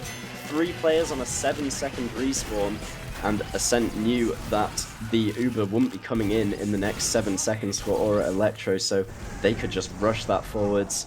Played a perfect last on a pretty much empty point and get the free cap, so evening it up at 1-1. This is a lot better match on our hands than we had in the previous. We'll see what happens into this third mid fight. Yeah, it was all basically Aura's own fault here, but on this mid, neither of them has really managed to spam the other one out. Here comes the first Sky Bomb in from the Ascent soldiers. Gink gets onto the medic, nice surf there from Shock, but the second rocket, the third one will actually get him. But it looks like Ascent, they have not taken the damage themselves. They're actually in super far behind. Like, they just retreated way out of mid, but they just waited for everyone else to bomb them. And here comes the last soldier, he's going to get chewed up. That's going to be a great mid win there for Ascent. Yeah, this is a very common strategy of Ascent when they do get this medic. They play so passively, it looks as if they're almost giving up the mid, and Aura Elektro know they have to get that med pick at the end of mid to even it out at least, and they just get baited forwards into these players in the better defensive positions. So now Seeds has another 100% advantage as they cap up second. It looks like he wants to come up top. He actually does drop down now as they move towards the shutter. Yeah, it looks like they want to do the classic double sticky bomb in here with the Lucas. And here we go. And he goes flying, and he's just pushed down these stickies very aggressively. Syndicon has gone down. No one else so far, but they have been forced into spawn. No pressure on point so far. Scout actually gets skyboxed, but doesn't get airshot himself. But looks like Ascent so far, they have not really been able to get in a whole lot of space. They've done a bunch of damage, but that's about it. I think they are just out of there. There's a heavy shooting at him. There's no way he's ever going to die. But that was a really nice hold from Aura Elektro. Yeah, really nicely played from Aura Elektro. They didn't manage to get forced. Also, Gink is on the back cap, by the way, in the meantime, but it looks like Aura come back for him in time. Yeah, as I was saying, the Aura players managed to perfectly split up with 3 people on the medic. each. Gets the pop. That was Poppy. He was just hiding above. Carry on. Perfect force from Pappy, and Aura are trying to do something else with it, but they're not managing to. They're all getting baited forwards into these players, and Amarok is now in onto Seeds. Does manage to eventually take him down. This is chaotic, and Aura do actually come out on top in the end. Eames with the apes in chat. that was really good. That was like an amazing counter push coming out there from Aura Elektro. Like, they got the medic, and then they just came back out through the shutter door, and they just managed to clean up really well. And now they're going to be left with this Uber advantage and the man advantage as well. They should be able to take this yacht pretty easily. Lucas is not really in a position yet, but it looks like they're going to take it a little bit slow. They're just going to wait for the Uber here before they actually push. But that was a very chaotic fight, as you noticed. Yeah. And yeah, and let's hope they can make it a little bit more clean when they push here, because like surely they're going to push on the Uber advantage. Yep, it looks like they're getting it pretty much for free. The only resistance is this huge bomb with the beggars from Gink. He does manage to land a rocket on Nevo, but it's not good enough. They get this yard for free, and now the Ubers have evened up, so it's only yard. They get this fake control point, as we were calling it before, and they actually want to get into Lunchbox, try and use this pick they had for a while, as Amarok and the other soldier Azunis trying to get through. It's not going to work out though. Yeah, it's a very classic push coming out here, and we see the banner once again on Gink. It kind of gives it away that he has a banner whenever he's using this, but he's doing some good damage right now, and as long as he can just build this banner, they can definitely just run out very aggressively at some point, but he might just go down here in Lunchbox. Eames just got caught so out of position. The 2 scouts spotted him and rushed him down. They get another pick, which forces Aura to use off their Uber. Seeds actually drops Lucas there just to try and get this better Uber, or even to not use it at all. That is perfect from Seeds, giving up the Lucas frag for a full advantage as they now come into mid. with the player ad and the Uber ad. Yeah, That this was is the just- second time he's done this, where he just basically sacrifices Lucas to get the better Uber. And it just seems like Ascent, they're much more focused on their medic during these Ubers. Right, whereas or Elektro, they're much more focused about getting terrain and getting like people like dead, and it looks like Caesar's just completely like, well, if we can't get their medic and I'm not in danger, then I'm not going to use this Uber. It's Yeah. just yeah. Very poor positioning from Eames too, all alone by the shutter to start that off, and now Ascent have really punished it, rolling it all the way forwards. Nevo from the forward spawn does take down Gink, but it's all in control of Ascent right now as they have middle Lucas gets and caught by a yard. scout. Wow. Oh, this could... That was a clench moment for Lucas getting back behind cover, but this is a recurring theme we're seeing on Granary, is just demo men getting spotted by scouts and the scouts running at it. That's a nice headshot by Nevo as well, took Lucas down very low, and Azunis could be doing the perfect timing here. No one's expecting him to come down, drop down in all the chaos. He's through onto Seas, he does get the force off, so that's brilliant there from Azunis, and now Yehor is going to take down Lucas. I think Lucas just went forward there to buy time. It seemed very weird otherwise. So I think he was just there, and actually classic with the backup. That's such a huge backup right now. Just going to force Aura to walk back, lose time and momentum, and now they're not going to be able to get into mid as bigly as they want to. Oh, Classy's playing it perfectly. He doesn't even commit to the cap. He knows if he runs away, he can delay just even more time because they have to find him, because if they leave, he's just going to go back on the cap again. He does eventually get picked off, but he's wasted so much time and stopped Aura from getting the midpoint that was theirs for the taking. Gink has actually jumped behind. They definitely know about it. He's going to go for the back cap here, and I think Lucas was trying to block it, but there was just no way they were going to let him in here. So maybe... okay, they are actually going to block it with the Uber in like the nick of time, and now the Gink versus Scout fight here on second. He doesn't win it. Oh, Yehor with the 2 HP clutch. This Really is big crazy. That's really good blocking from Ascent there, knowing they could use the Uber just to get Gink in that position. But now we're going to see a 5v5 fight on mid. Ascent actually have the respawners first, so Aura don't have their full firepower, and they're focusing down Eames very well, forcing him out of the fight there. Yehor is the first one to get a pick onto Classy, and Nevo cleans up Happy as well, so 6v4, Aura want to roll this forward. They've already got mid capped up. Yeah, there's no way they're holding on to Yacht, that's for sure. I think they're just trying to slow them down as much as they can. If Aura were really fast, they could probably go through the lower on the right side through the whole like staircase. But they're a little bit slow, but eventually, actually, as soon as does come in, he does a ton of damage to Lucas. Lucas, again, barely gets saved by an arrow there. And as it turns out, it was just instead of catching someone else out, they lost 4 players, and they got caught out themselves. And now Shock's going to be with a soldier here, desperately trying not to pop here. I mean, I know I'm not Prem, but I don't understand the 4 people holding W without Uber into a team with Uber play that just happened. They just got fully wiped, or Elektro there. Now Ascent get mid for free, capping it up. The trade is taking place on the midpoint. It's Eames versus a scout. We need to see Shock get out alive, but Lucas is doing a good job of juggling. And they do get 2 picks from the Uber as well. This trade is going Ascent's favor. Pappy all the way in, trying to clean up Yehor as well, gets help from his scout, and this looks like it's going to roll forwards to last. There's very long respawns for Aura. Yeah, Medic might even get caught out here. No, Scout spawns just in time, but there's still going to be an entire team coming in here, trying to cap last. This is going to be the most heroic of heroics here from Nevo. It's not going to be enough, and that's going to be 2-1 in favor of Ascent. They've really been like just carrying these Uber fights just so well for them. It just seems to always work out for Ascent much better, and it might just be that Siege is just so much better at judging when to use the Uber and in what situations to do it, and then couple that with Papi, who's always in just excellent positioning. Yeah, when Shock wanted to, well, when they pushed into Ascent on Ascent's last there, Shock didn't even have the Uber, and from that mistake they wiped all the way back, now into mid-fight number 4, both teams doing big bombs, but all the frags going Aura Elektro's way.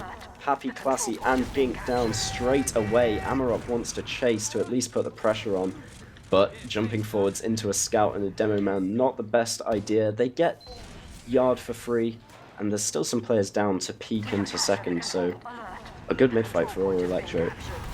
Very much so, and Lucas even gets taken down here, and the scout is caught in as well. There's no way he's getting out, so Aura Elektro, they're playing this so well. They can get in here and probably even get the force out if they play it right, and then just come back into the Uber advantage.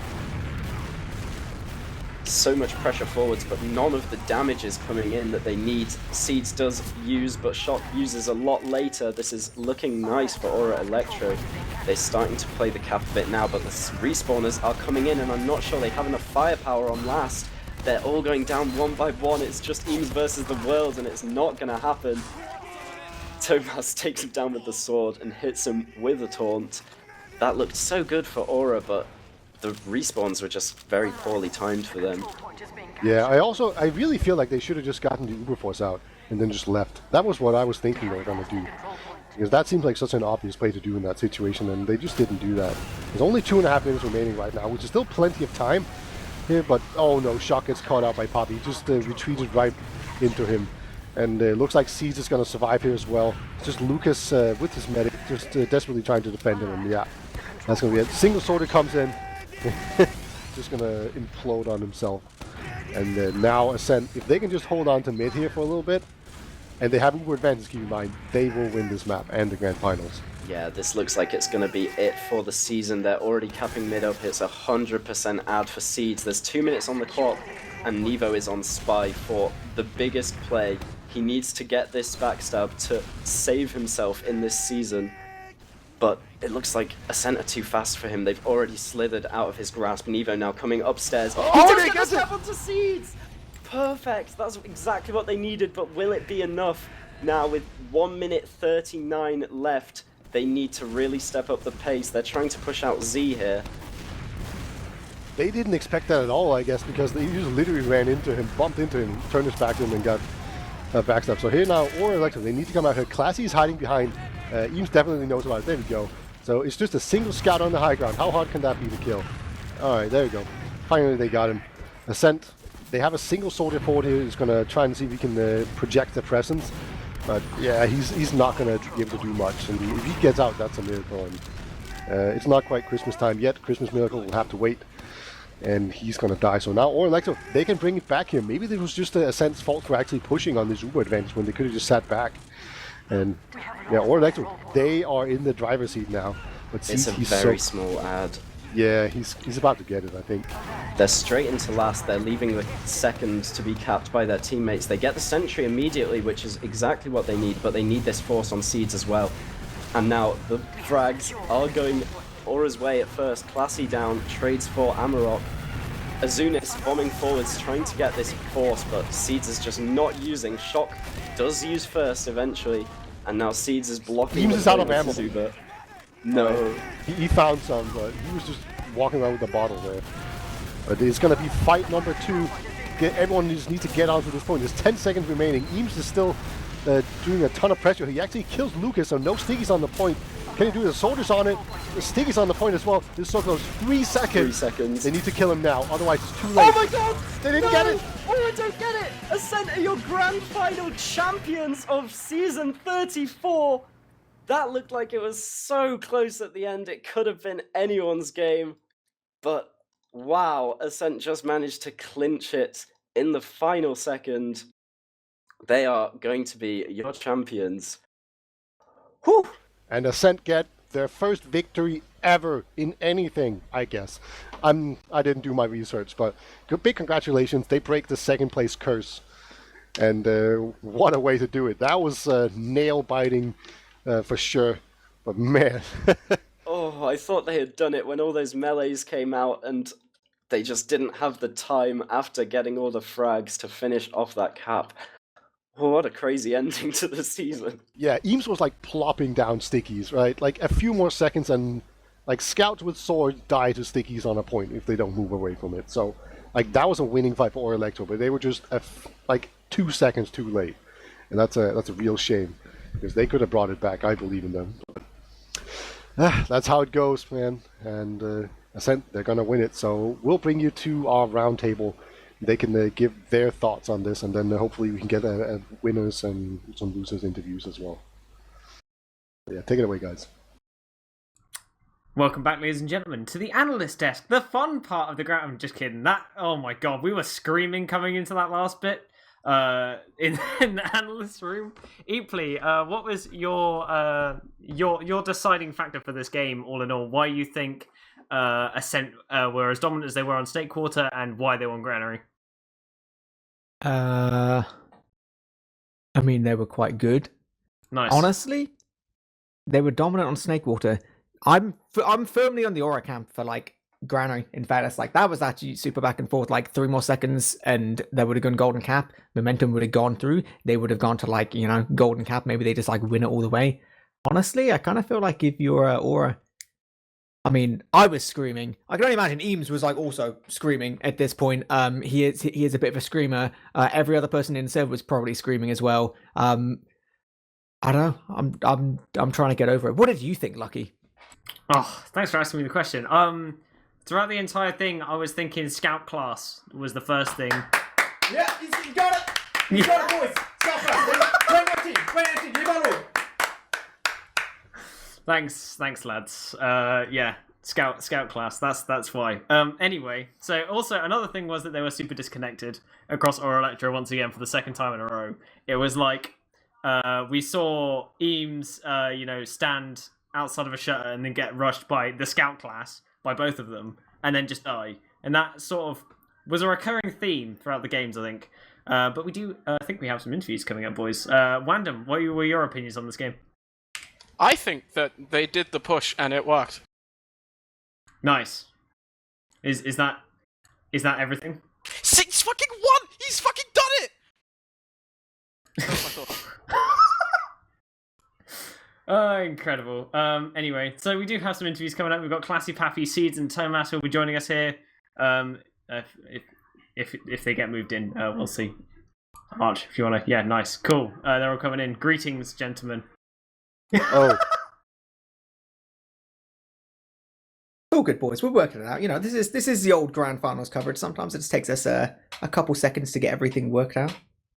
I think we're going to start unmuting some people so we can have a chat with them.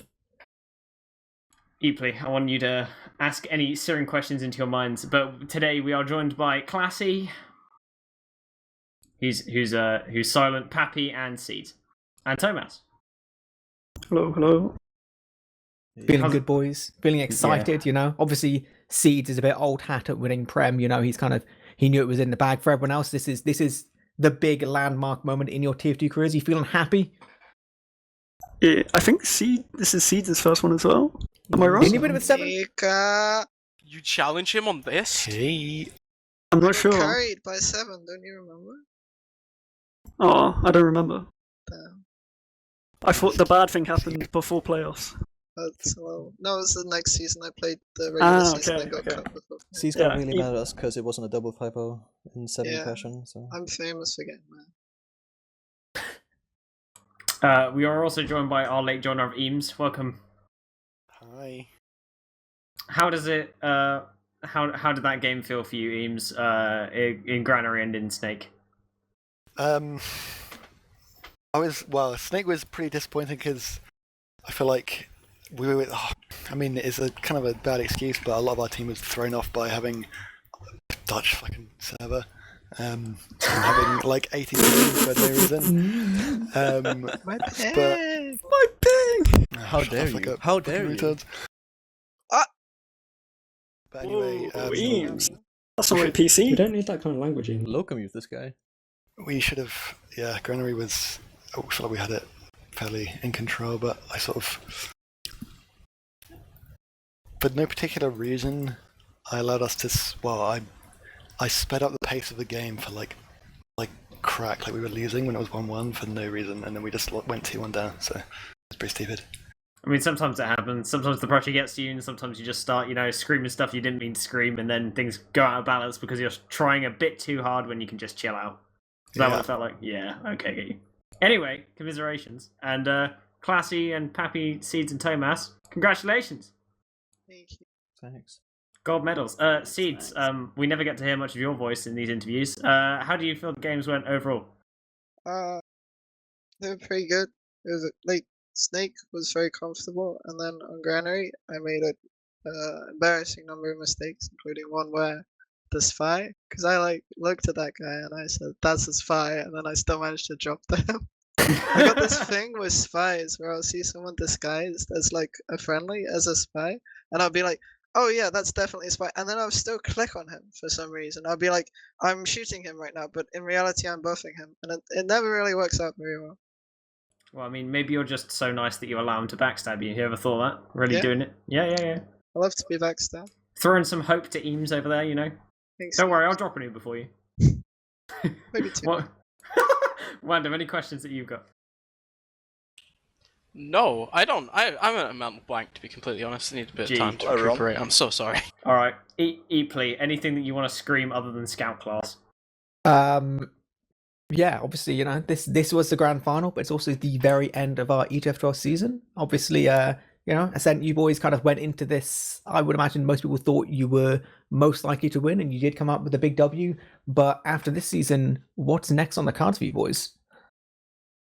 Grinding out another season of online TF2. Hey! And then Copenhagen's? Yeah, it's Copenhagen next season, so it's actually maybe 7 on play. We'll see. I hope.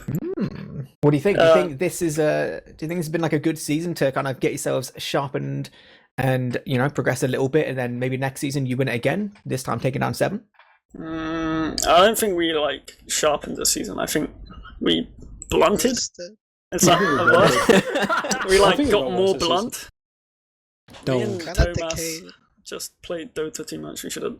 But the thing is, we haven't played an official in like a month, right? Yeah, we had the way grand finals work. two So default wins or something, didn't we? We had a No, bye week and we had a default. we did have 2 did defaults as well.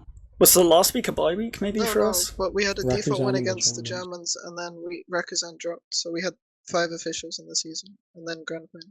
Yeah. So we had a long time off, and we kind of stopped playing the game. And then the last week we're like, okay, we actually need to win. So we got a little bit scared, so we scrimmed a bit. But Yeah, we were all on Mumble last night making a ton of new strats, which is a great idea before an official. We were all like, Just oh yeah, we'll last start minute. doing this. It's the same thing as revising the exam the day Yeah. before, you know? That Yeah, works. you had though. the book in We front of should all you. do that. I've got this image in my head of just Pappy with loads of sticky notes around his monitor, just like, guys, we got to do the 360 loop-de-loop strat real quick, the one we came up with last night. that That's is why, what, that's why that he is uses what our black mids are bars, so cool. he has space for the sticky I notes. think there was like a 5-minute period where we were trying to work out how to get Mika to fix his config so he could shoot, because he was trying to like show a bomb. but he Yeah, just I don't know what couldn't happened. Shoot a rocket. I've never And had that eventually before. he turned on no clip and pretended to rocket jump.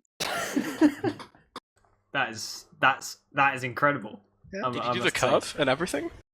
Did you make that? Nah, it's not No, curve Mika bomb, doesn't it's a curve in deep. game. I don't curve. I think he knows how to strafe.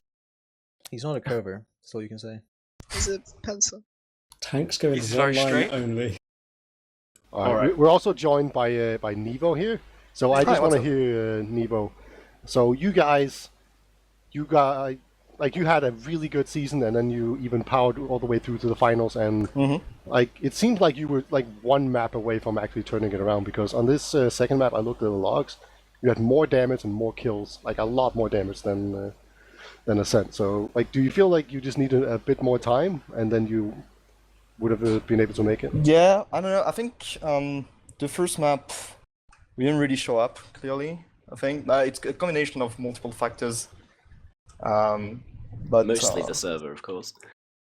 yeah, I mean the server. That thing was horrendous, man. Like Jesus Christ, I've never seen such a server. I don't know why we stopped on Crockett. But I guess if it's bad for them, it's fair since we played on the French one. Afterward, it's or bad, I guess. The second map was much better. That's like the kind of TF2 I enjoy playing, at least. Even though it was very stalemate-y, so it's probably not the best for spectators. I felt like there were some good things. And Do you think, I think we're getting close. Yeah, do you think the final is where we're gonna see you guys in the next couple of seasons as well? Oh yeah, definitely. I'll keep on playing at least until next Copenhagen. Like I really wanna attend at least other international LAN. And I mean, if we're attending the LAN, we're International? probably gonna. Yeah, it's international. Oh, I thought you meant intercontinental. Wait, Wait. inside info? Don't Spoilers? make Spoilers? Salentos upset. Did you see that? Did you see that? That's Ascent name dropping. Mel is gonna give you the spanking, puppy. Well, if England carries on with the Brexit, it is going to be Oh, Peter, intercontinental. don't. You might, yeah. Peter, don't, mate. Come on, give me a break. How about that Brexit? Look, we're gonna disconnect the internet and float off into the Atlantic, and then that'll be it. You'll never hear from us again. Join Iceland. Anyway, well, I'm just gonna speed us along. We're gonna go to a few shout-outs. Any shout-outs from you, Beta? Big shout out to Elektro, I guess, for having a monster season that they barely lost out on. And congratulations to Ascent. And they did it. They broke the curse. They got first. So now it's just going to be smooth sailing for here and out. They'll never place second again. Yeah. Good job. Any shouts from you, Bum? Yeah, shoutouts to the best 2 teams in Europe. Congrats to Ascent for winning one. Congrats to Aura for making that huge step up into their first grand finals and putting on a good show, at least in the second map. Yeah, I think that's it. Shoutouts from you, eepily. Shout out to the players for the interview. Shout out to the team. Shout out to the viewers. Shout out to you guys. Shout out to Kunu for giving me free hats because he made a bad prediction and I'm smarter than him. Oh yeah, he told us about that.